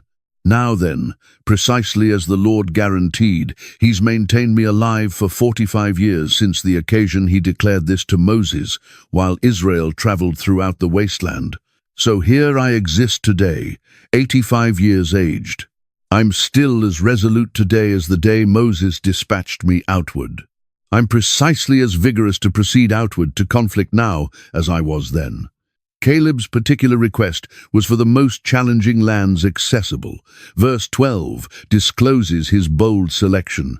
Now grant me this hill region that the Lord guaranteed me that day. You yourself caught reports then that the Anakites were there, and their strongholds were massive and protected. Yet the Lord assisting me, I shall expel them precisely as he declared. Most individuals his age would have requested peaceful, easily managed lands. Yet Caleb particularly wanted the mountains where giants resided. Joshua's reaction was instant and positive. Verse 13 captures the grant. Then Joshua blessed Caleb, Jephunneh's son, and granted him Hebron as his possession. There was zero discussion, zero committee review, zero strategic analysis. Simply the recognition that Caleb had earned this possession through 45 years of faithful service. The outcome was precisely what Caleb had guaranteed. Verse 14 declares the result. So Hebron has belonged to Caleb, Jephunneh the Kenizzite's son, ever since, because he followed the Lord, Israel's God, wholeheartedly. The 85-year-aged combatant successfully expelled the giants and claimed his mountain possession, demonstrating that faith and determination can overcome any obstacle regardless of age. The promised territory's distribution among 12 tribes demanded a sophisticated system balancing multiple factors: geography, population, economic potential, and strategic considerations. This wasn't random allocation. It was a thoroughly crafted blueprint for national organization. Chapter 14, verse 1, portrays the systematic methodology. Now these are the territories the Israelites received as possession in Canaan's territory, which Eleazar the priest, Joshua Nun's son, and Israel's tribal clans' heads allocated to them.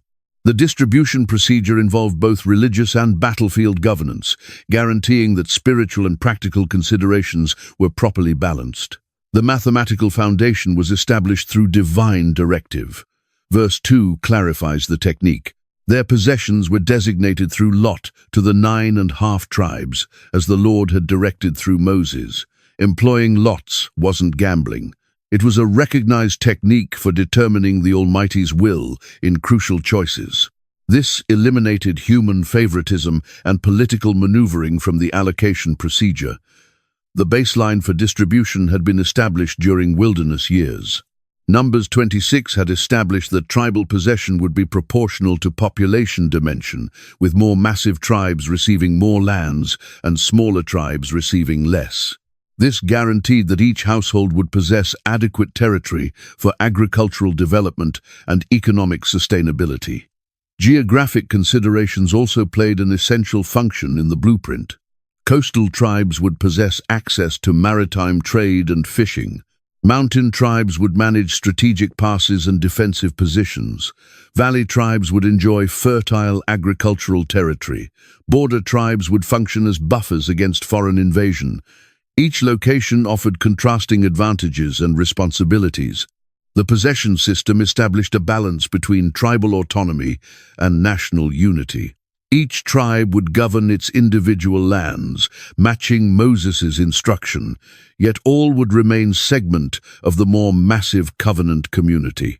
This federal structure permitted local adaptation while sustaining national cohesion. Economic factors were thoroughly considered in the distribution. Tribes with smaller populations received lands with elevated economic potential, while more massive tribes received more extensive, yet sometimes less valuable territory. This mathematical balancing guaranteed that zero tribe would be economically disadvantaged through the allocation procedure. The blueprint also included provisions for future growth and development. Tribal boundaries were crafted with expansion in mind, permitting growing populations spreading into adjacent, unconquered lands. This forward-thinking methodology anticipated demographic changes and provided flexibility for future territorial adjustments. Strategic battlefield considerations influenced certain tribes' placement. Judah's position in the south provided defense against Egyptian threats, while northern tribes would guard against Mesopotamian invasions. Border tribes were anticipated functioning as early warning systems and initial defense lines for the complete people. Among all tribal possessions, Judah received the most extensive and strategically significant lands, establishing a foundation for future political and spiritual governance that would span centuries of Israel's history. Chapter 15, verse 1, establishes Judah's possession scope. The allocation for Judah's tribe, matching its clans, stretched downward to Edom's lands, to Zin's wasteland in the extreme south. This southern positioning placed Judah as the primary buffer against threats from Egypt and other southern powers. The thorough boundary portrayals in verses 2 through 4 disclose Judah's land's extent. Their southern boundary commenced from the Dead Sea's Bay at its southern extremity, crossed southward of Scorpion Pass, proceeded on to Zin, and went over to Kadesh Barnea's south. Then it ran past Hezron upward to Adar and curved around to Karka. It then passed along to Asmon and united the Egypt ravine, concluding at the Mediterranean Sea. This represents their southern boundary. The eastern boundary was equally significant. Verse 5 portrays Judah's management of strategic Dead Sea access. The eastern boundary represents the Dead Sea as distant as the Jordan's mouth. The northern boundary commenced from the Sea's Bay at the Jordan's mouth. This positioning granted Judah management over crucial trade pathways and natural resources. The western boundary provided access to Mediterranean commerce. Verse 5's conclusion declares and concluded at the Mediterranean Sea. This represents the boundary surrounding Judah's people through their clans. Coastal access signified that Judah could engage in international trade while sustaining agricultural self-sufficiency in inland regions. The territorial allocation included numerous significant strongholds. Verses 21 through 32 provide a partial catalogue.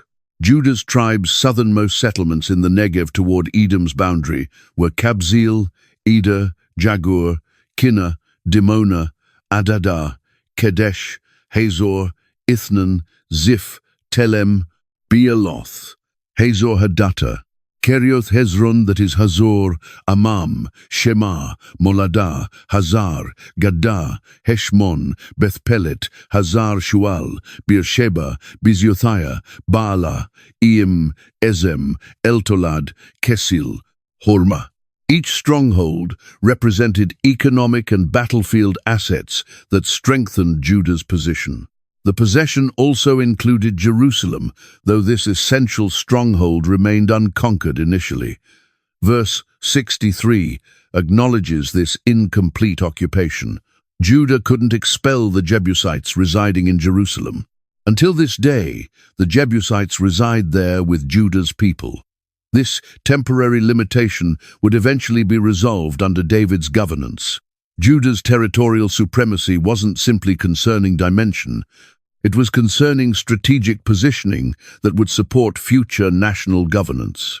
The tribe's location provided access to international trade pathways, defensive advantages against foreign invasion, and sufficient agricultural resources supporting a massive population.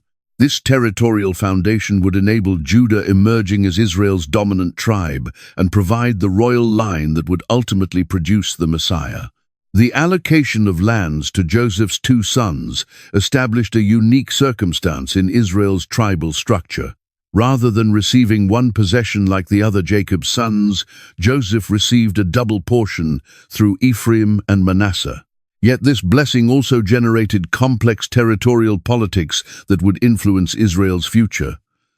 Chapter 16, verse 1, establishes Joseph's possessions' general location.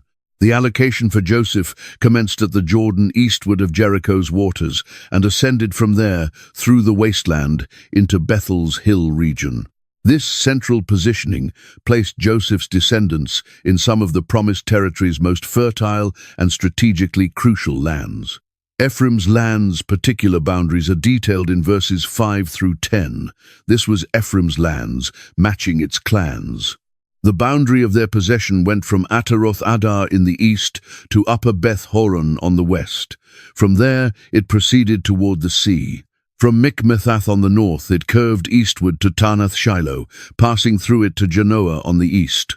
Then it descended from Genoa to Ataroth and Nara, contacted Jericho, and emerged at the Jordan.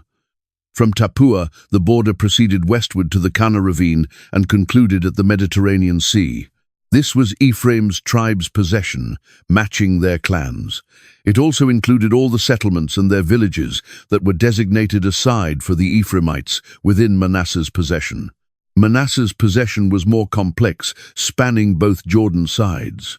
Chapter 17, verse 1, portrays the unusual arrangement. This was the allocation for Manasseh's tribe as Joseph's firstborn, that is for Machir, Manasseh's firstborn. Machir was the Gileadite's ancestor who'd received Gilead and Bashan because the Machirites were great soldiers. Half of Manasseh had already received lands eastward of the Jordan under Moses' governance. Manasseh's western portion's possession established territorial complications.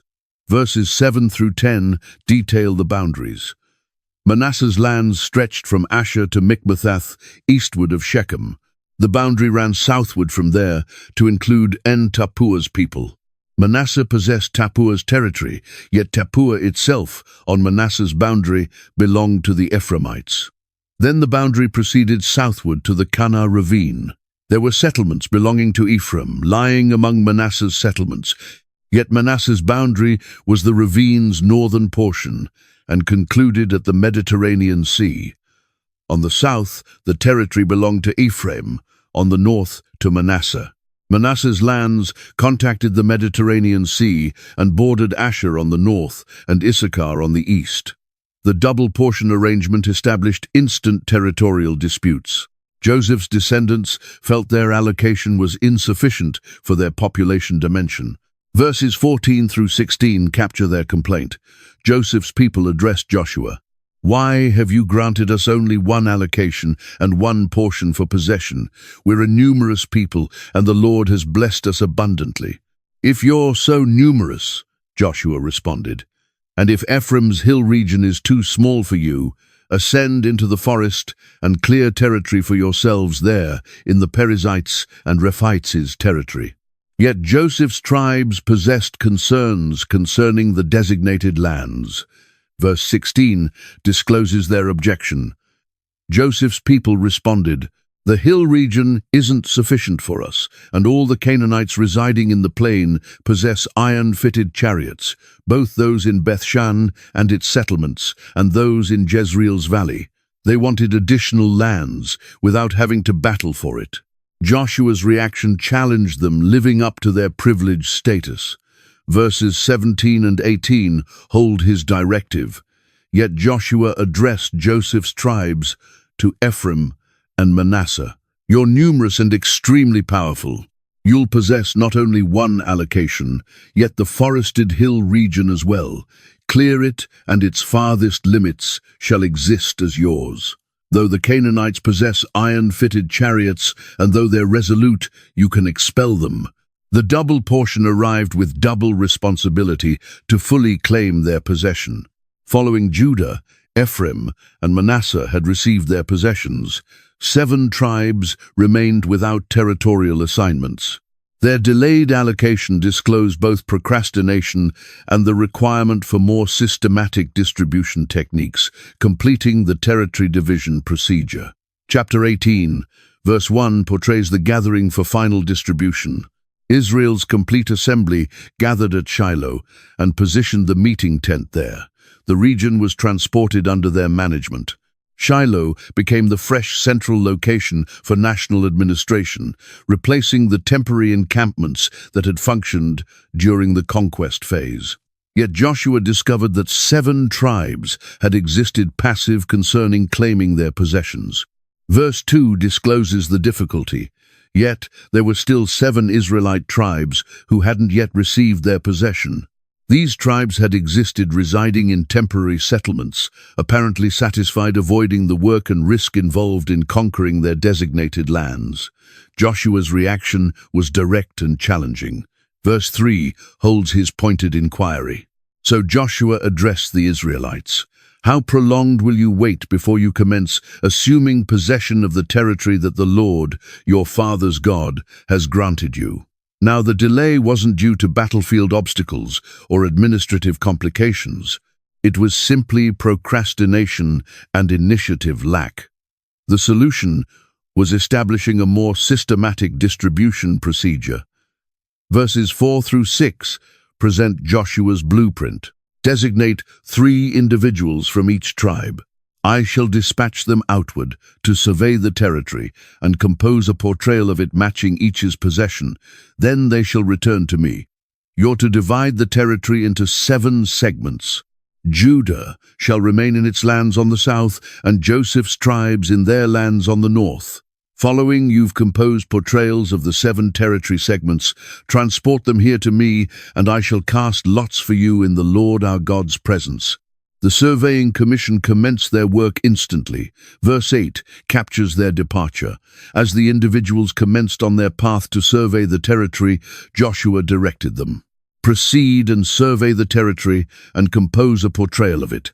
Then return to me, and I shall cast lots for you, here at Shiloh, in the Lord's presence. This systematic methodology would eliminate favoritism and guarantee fair distribution. The survey outcomes provided the basis for final allocation. Verse 9 portrays their return. So the individuals departed and proceeded through the territory. They composed its portrayal on a scroll settlement by settlement in 7 segments and returned to Joshua in the encampment at Shiloh. The composed survey established an objective foundation for territorial assignments. The distribution ceremony was conducted with appropriate solemnity. Verse 10 captures the procedure. Joshua then cast lots for them in Shiloh in the Lord's presence, and there he distributed the territory to the Israelites, matching their tribal divisions. Employing lots guaranteed that the Almighty's will, rather than human preference, determined each tribe's possession. Benjamin received the initial allocation from this final distribution. Verses 11 through 28 provide thorough boundary portrayals. The lot emerged for Benjamin's tribe, matching its clans. Their allocated lands lay between Judah and Joseph's tribes. Benjamin's tribe, matching its clans, possessed the following settlements: Jericho, Beth Hogla, Emek Keziz, Beth Araba, Zemaraim, Bethel, Avim, Para, Ophrah, Kephar Ammoni, Ophni and Geba, 12 settlements and their villages. Gibeon, Ramah, Beeroth, Mizpah, Kephirah, Moza, Rechem, Irpeel, Taralah, Zelah, Haleph, the Jebusite stronghold that is Jerusalem, Gibeah, and Kiriath, 14 settlements and their villages. This was Benjamin's possession for its clans. The remaining 6 tribes would receive their possessions through this identical systematic procedure, guaranteeing that every Israelite household possessed a lasting place in the promised territory. The choice, establishing the tabernacle at Shiloh, represented more than simply selecting a convenient administrative center. This location became Israel's national existence's spiritual heart, influencing worship patterns and religious unity for generations. Shiloh's selection was both practical and symbolic. Located in Ephraim's lands, it was centrally positioned for access through all 12 tribes. The location offered adequate space for the tabernacle complex and the massive gatherings that would be demanded for national festivals and religious ceremonies. Chapter 18, verse 1, marks this significant transition. Israel's complete assembly gathered at Shiloh and positioned the meeting tent there. The region was transported under their management. The expression "transported under their management" indicates that the major battlefield campaigns were complete, permitting the establishment of lasting religious institutions. The tabernacle's placement at Shiloh established a fresh pattern for Israel's religious existence. Rather than following the mobile sanctuary through wilderness wanderings, The people would now execute regular pilgrimages to a fixed location. This change demanded adjustments in worship practices and religious education. Centralizing worship at Shiloh held crucial implications for national unity. All 12 tribes would gather at the identical location for major festivals, establishing opportunities for intertribal communication, trade, and cooperation. These regular assemblies would assist sustaining Israel's identity as a single covenant community, despite tribal autonomy.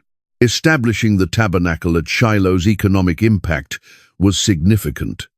The constant existence of priests and Levites established demand for housing, food, and services.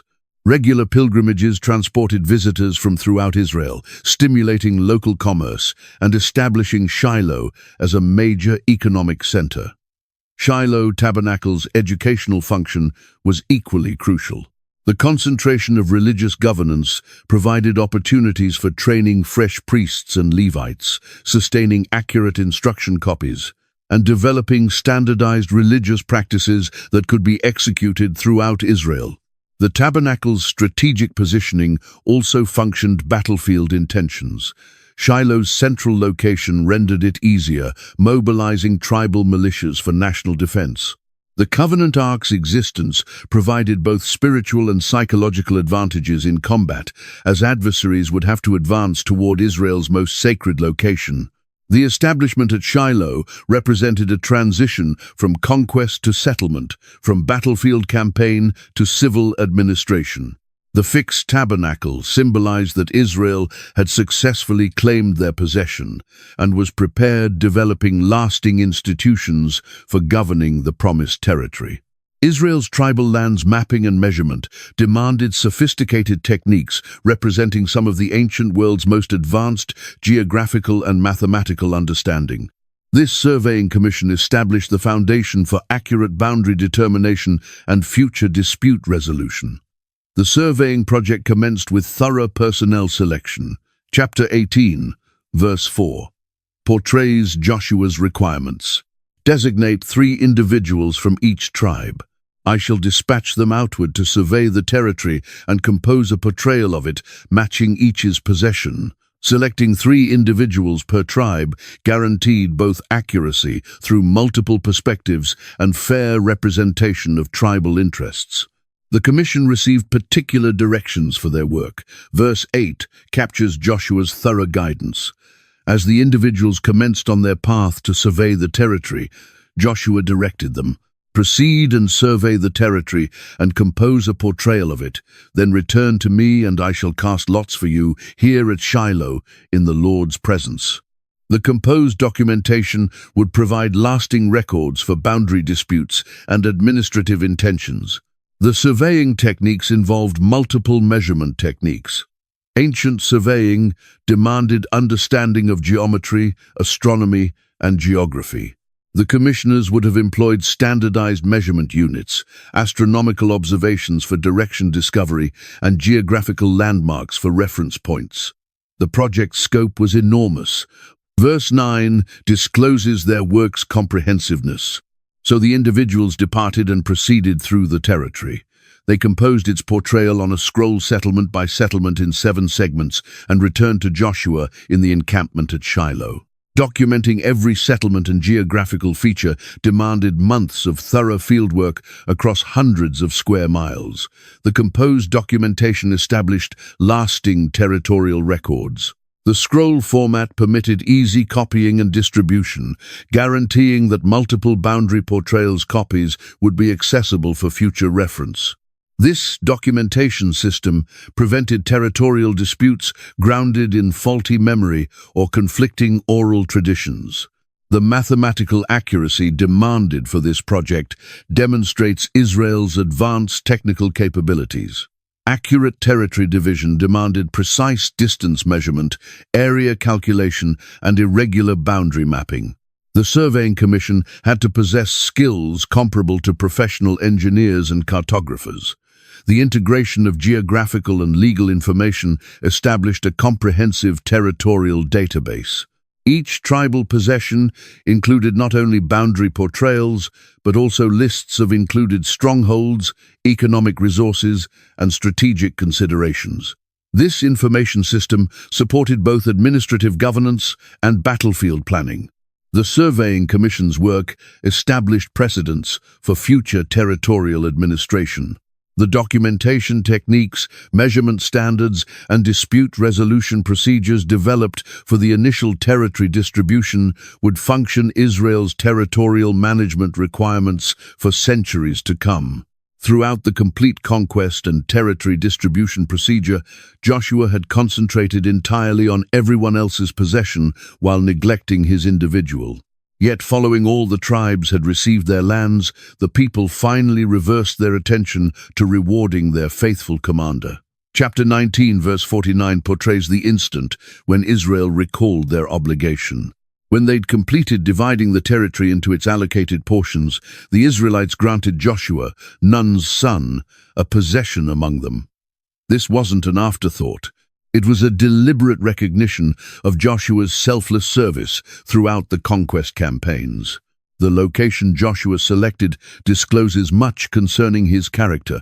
Verse 50 captures his humble request. As the Lord had directed, they granted him the settlement he requested, Timnath-Serah in Ephraim's hill region, and he constructed the settlement and settled there. Rather than claiming prime agricultural territory or a strategic commercial center, Joshua selected a modest settlement in his individual tribal lands mountains. The designation Timnath-Serah signifies portion of abundance, suggesting that Joshua discovered his greatest wealth not in material possessions, yet in the satisfaction of completing the Almighty's assignment. The hill region location was challenging lands, demanding significant development work, yet it offered the privacy and simplicity that Joshua preferred following decades of public governance. The construction project that followed demonstrated Joshua's hands-on methodology to development. The text declares that he constructed the settlement, indicating that Joshua personally invested in developing his selected possessions' infrastructure and defenses. Even in retirement, he remained actively engaged in practical construction work. Joshua's possession allocations timing was significant. By waiting until everyone else had received their portions, Joshua demonstrated that genuine governance signifies positioning others' requirements before your individual. His example established a standard for future commanders that service, not self-interest, should drive decision-making. The location in Ephraim also positioned Joshua within his household's tribal lands, permitting him sustaining connections with his relatives and tribal responsibilities. Despite his national governance function, Joshua never forgot his tribal identity and household obligations. Joshua's possessions' modest character contrasted sharply with the vast lands he'd conquered for others. While he could have claimed any stronghold or region in the promised territory, he selected a simple hill settlement that reflected his unpretentious character and genuine humility. Among all legal innovations introduced in the Promised Territory, none was more revolutionary than the refuge stronghold system. This framework protected accused killers from revenge while guaranteeing that justice would ultimately be functioned through proper legal proceedings. Chapter 20, verse 1, establishes this system's divine origin. Then the Lord addressed Joshua. Instruct the Israelites, designating the refuge strongholds, as I directed you through Moses. This wasn't a human invention. It was segment of the Almighty's comprehensive legal code, crafted balancing mercy with justice. These strongholds' particular intention was transparently defined. Verses 2 and 3 clarify their function so anyone who eliminates a person accidentally and unintentionally may escape there and discover protection from the blood avenger. When they escape to one of these strongholds, they're to stand in the stronghold entrance gate and declare their situation before that stronghold's elders. Then the elders are to admit the person into their stronghold and provide a location residing among them. The system included built-in safeguards against abuse. Verse 4 portrays the initial protection procedure. If the blood avenger arrives in pursuit, the elders must not surrender the fugitive, because the fugitive eliminated their neighbor unintentionally and without malice or forethought, and the burden of proof was on the accusers, demonstrating premeditated murder. The legal procedure was thorough and fair. Verse 6 presents the complete procedure. They're to remain in that stronghold until they've stood trial before the assembly and until the high priest serving at that occasion's death.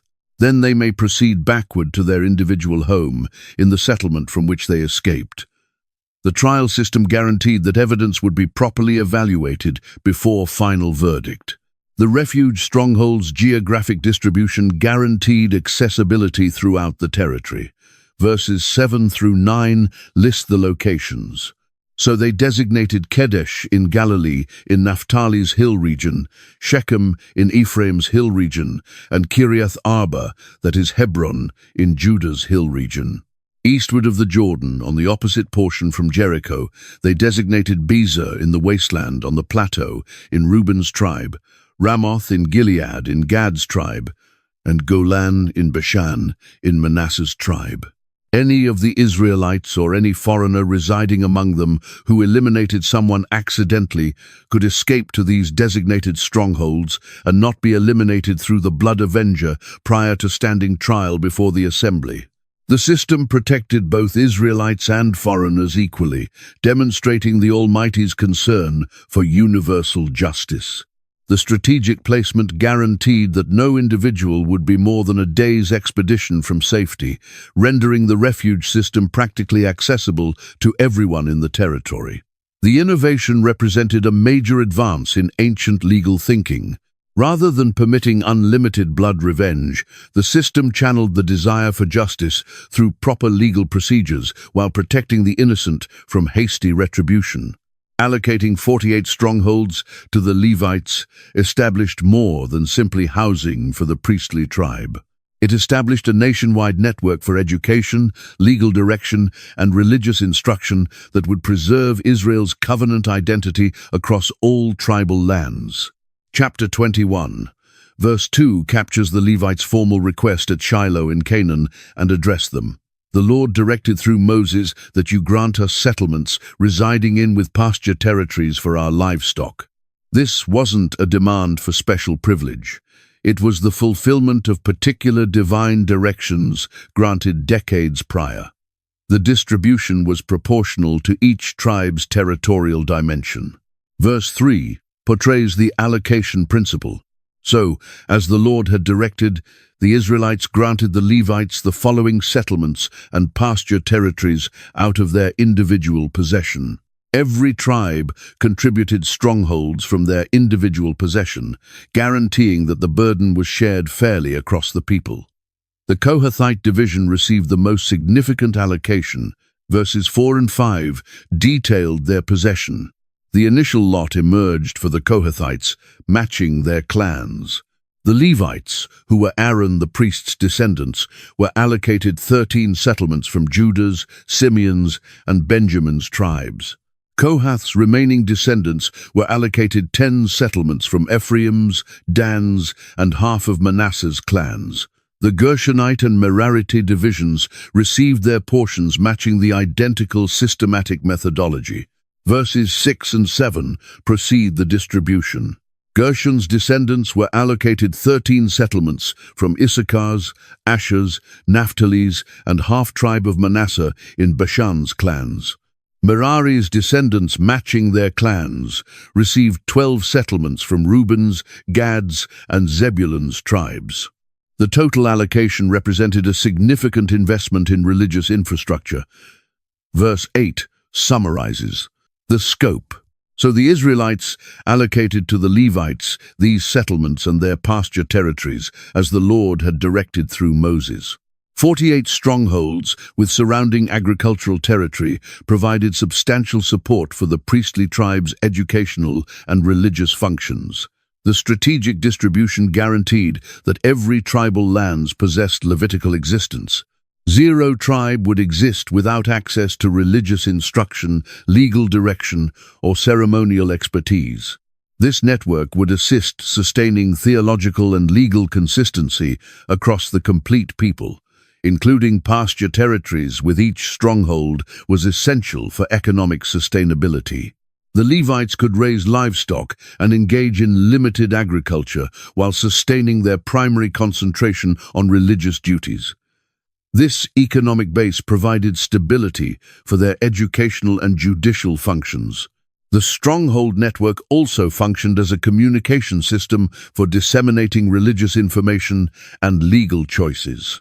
Levites could travel between strongholds, sharing developments in legal interpretation and religious practice, guaranteeing that all tribes remained connected to the central religious authority at the tabernacle. Following 7 years of battlefield service westward of the Jordan River, Reuben's, Gad's, and half of Manasseh's tribes finally received permission returning to their households and lands. Their departure marked both a celebration of faithful service and the commencement of fresh challenges for national unity. Chapter 22, verse 1 establishes the scene for this momentous occasion. Then Joshua summoned the Reubenites, the Gadites, and the half-tribe of Manasseh. These combatants had fulfilled their dedication far beyond the minimum requirements, engaging in every major campaign of the conquest period. Joshua's address acknowledged their exceptional service. Verses 2 through 4 hold his formal recognition and address them. You've executed all that Moses, the Lord's servant, directed, and you followed me in everything I directed. For a prolonged period now, to this very day, you've not deserted your fellow Israelites, yet have transported out the mission the Lord your God granted you. Now that the Lord your God has granted them rest, as he guaranteed, return to your homes in the territory that Moses, the Lord's servant, granted you on the Jordan's opposite portion. The emotional weight of this separation was enormous. These individuals had departed their households as young combatants and were returning as battle-hardened veterans. Their offspring had grown up without fathers, their spouses had managed households alone, and their communities had developed during their absence.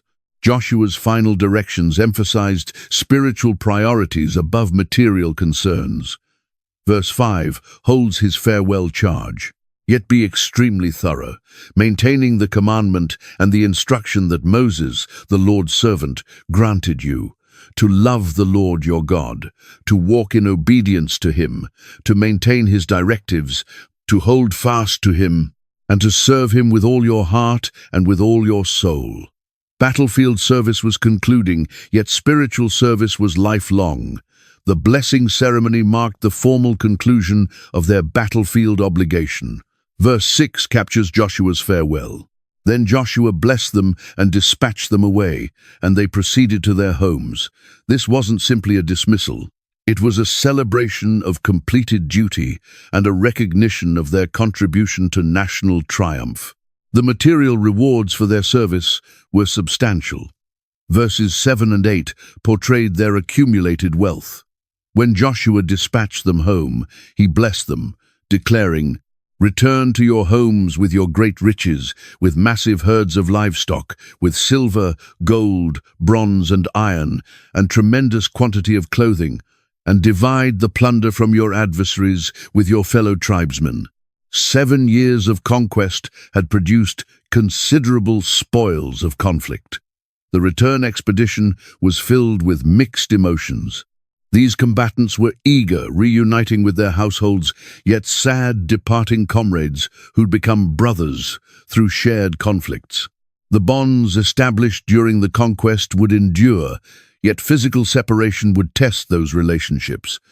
The departure also established fresh administrative challenges for Israel's governance.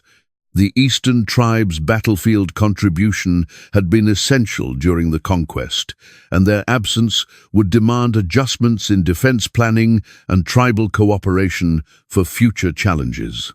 What should have existed as a joyful homecoming nearly erupted into civil conflict when the eastern tribes constructed a memorial altar that was misinterpreted as religious rebellion. The crisis disclosed deep concerns concerning national unity and proper worship that demanded thorough diplomatic resolution. The construction project commenced innocently enough. Chapter 22, verse 10, portrays the building activity. When they arrived to Geliloth near the Jordan in Canaan's territory, the Reubenites, the Gadites, and the half-tribe of Manasseh constructed an imposing altar there through the Jordan. The location was on the border between eastern and western lands, rendering it visible to travelers from both portions. Yet, news of the altar construction triggered instant alarm among the western tribes. Verse 11 captures their reaction. And when the Israelites caught reports that they'd constructed the altar on Canaan's border at Geliloth, near the Jordan on the Israelite portion, the western tribes assumed this was an attempt establishing unauthorized worship, competing with the tabernacle at Shiloh. The reaction was swift and potentially devastating. Verse 12 discloses the mobilization's magnitude. Israel's complete assembly gathered at Shiloh to proceed to conflict against them. The prospect of civil conflict loomed massive as both portions prepared for conflict grounded in misunderstanding and incomplete information. Cooler heads prevailed through diplomatic intervention. Verses 13 and 14 portray the peace mission. So the Israelites dispatched Phinehas, Eleazar the priest's son, to Gilead's territory to the Reubenites, the Gadites, and the half-tribe of Manasseh. With him they dispatched 10 of the chief individuals, one from each of Israel's tribes, each the head of a household division among Israelite clans. The delegation included both religious and tribal governance. The accusation was serious and direct. Verses 15 and 16 hold the western tribes' charges.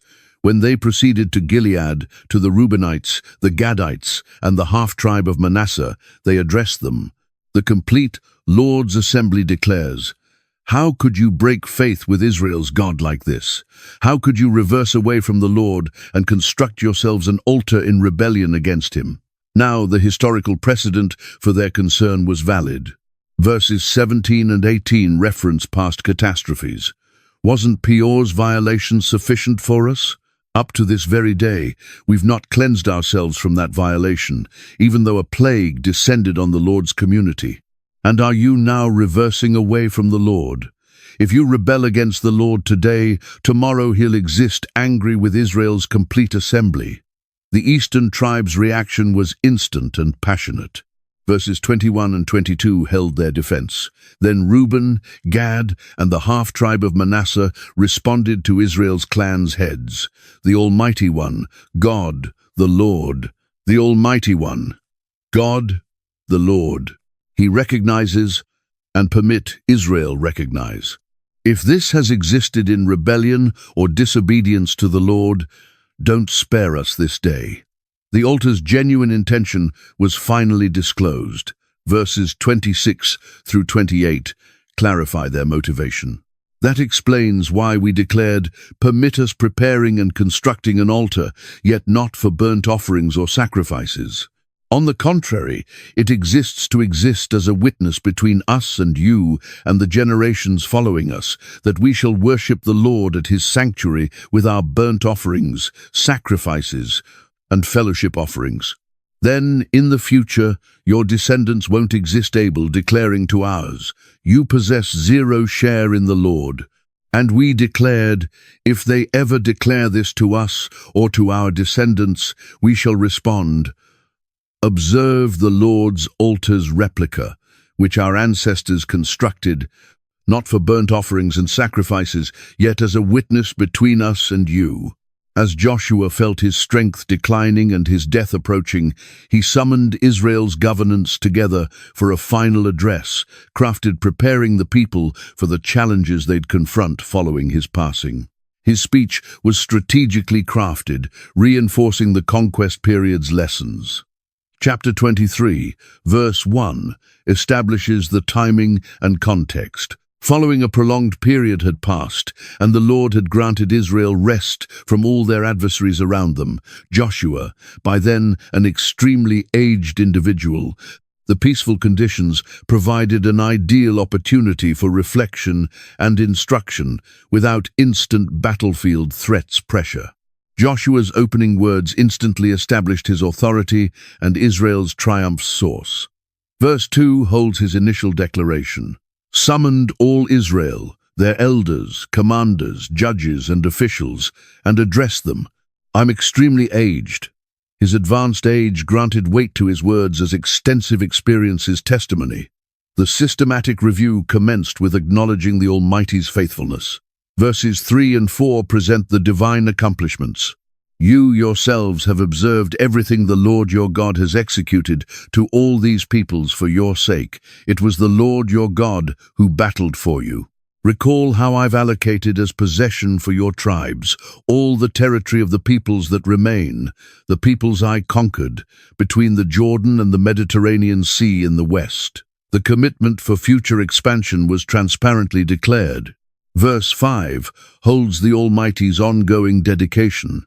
The Lord your God himself shall push them outward for your sake. He'll expel them before you, and you shall assume possession of their territory, as the Lord your God guaranteed you. The conquest was incomplete, yet divine assistance would proceed. Joshua's warnings concentrated on the greatest threats to Israel's future triumph. Verses 6 through 8 identify the critical requirements. Be extremely resolute.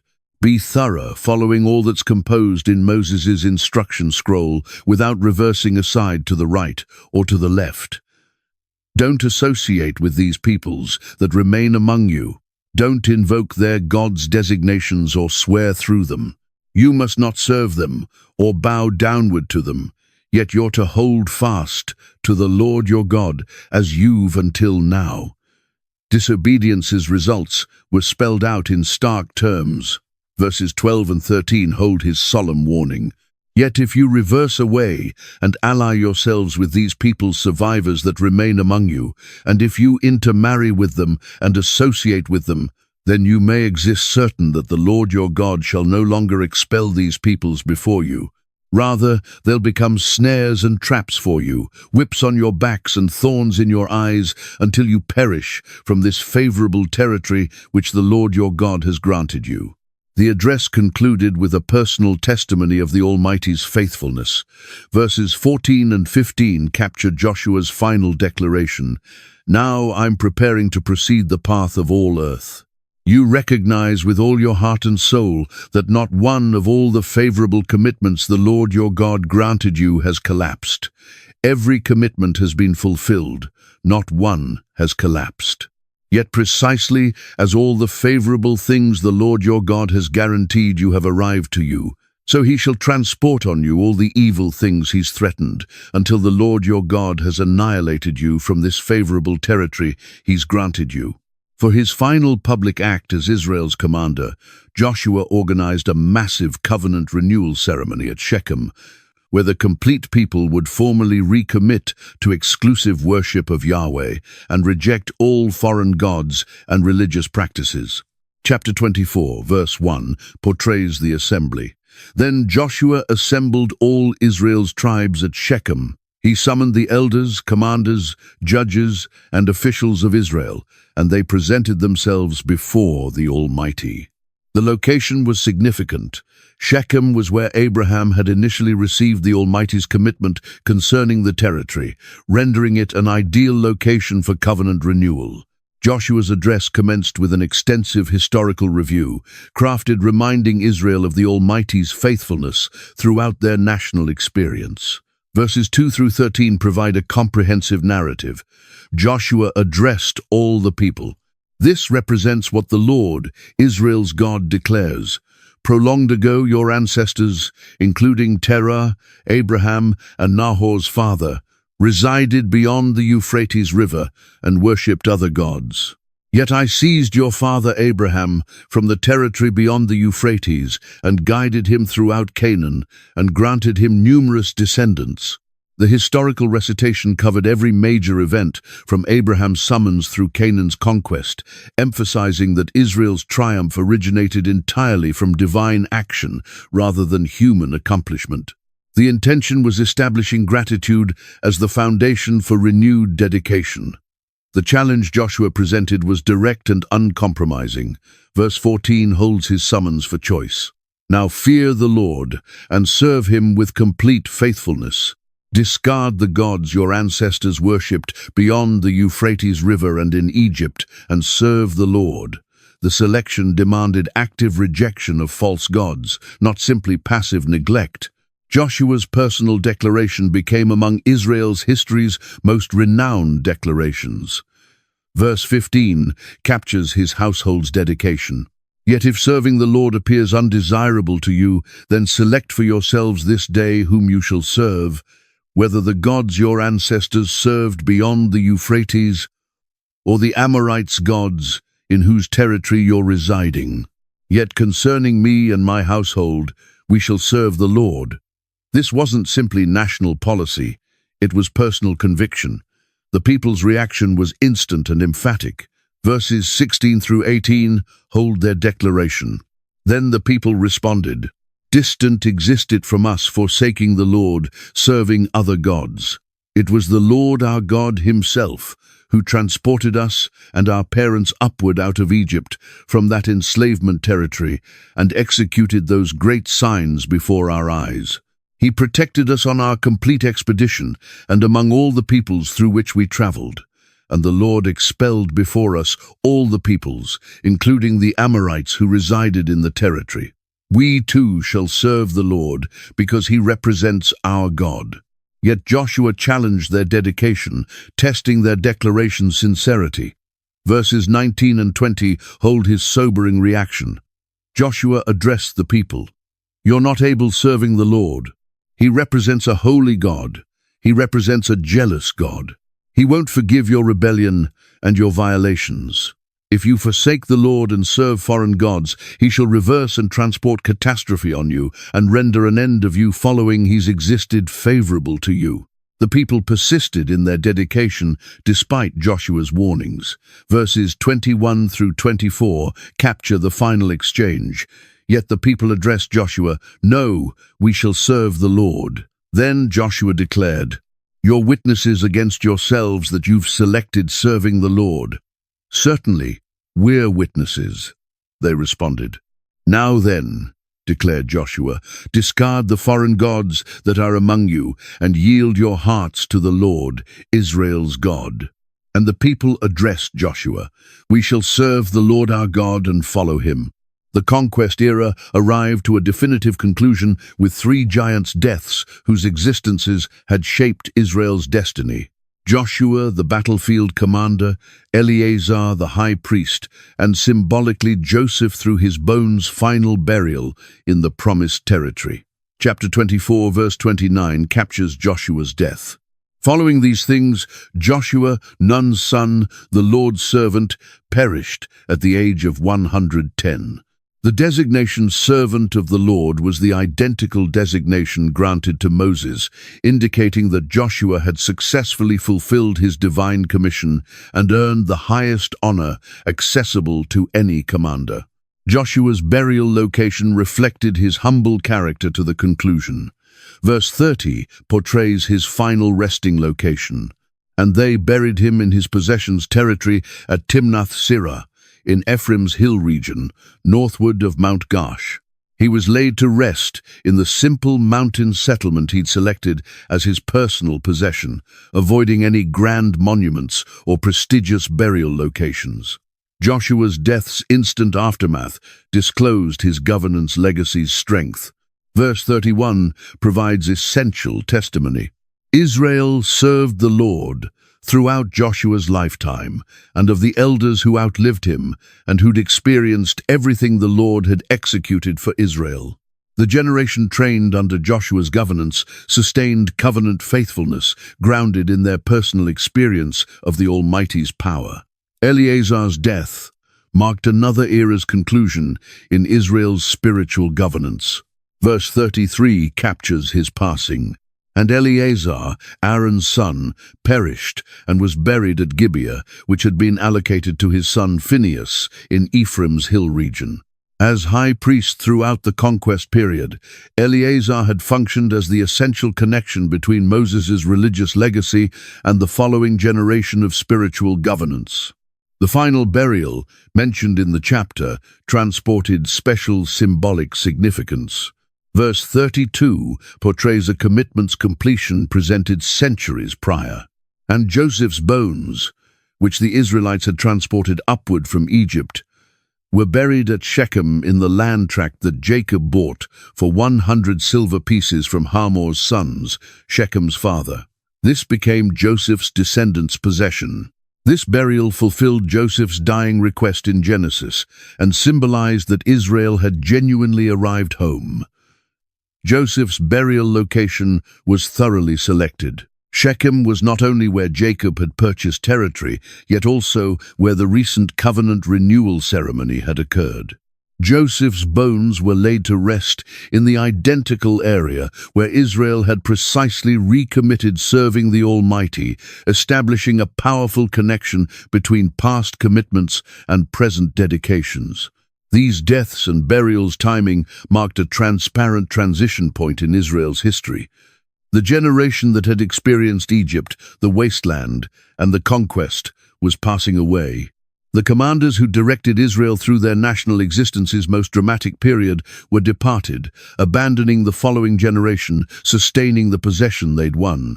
Joseph's bones' preservation through 4 centuries demonstrated faith's power and the Almighty's commitment's reliability. Despite enslavement, wasteland wandering, and battlefield campaigns, Israel had thoroughly preserved these physical remains as testimony to their assurance that they'd eventually contact the promised territory. The burial legacy established crucial precedents for Israel's future. Joshua's simple mountain grave, Eleazar's household burial location, and Joseph's ceremonial interment all emphasize that genuine greatness originates from faithful service rather than impressive monuments. The conquest era was concluding not with grand celebrations, yet with quiet testimony to existences well lived in service to the Almighty.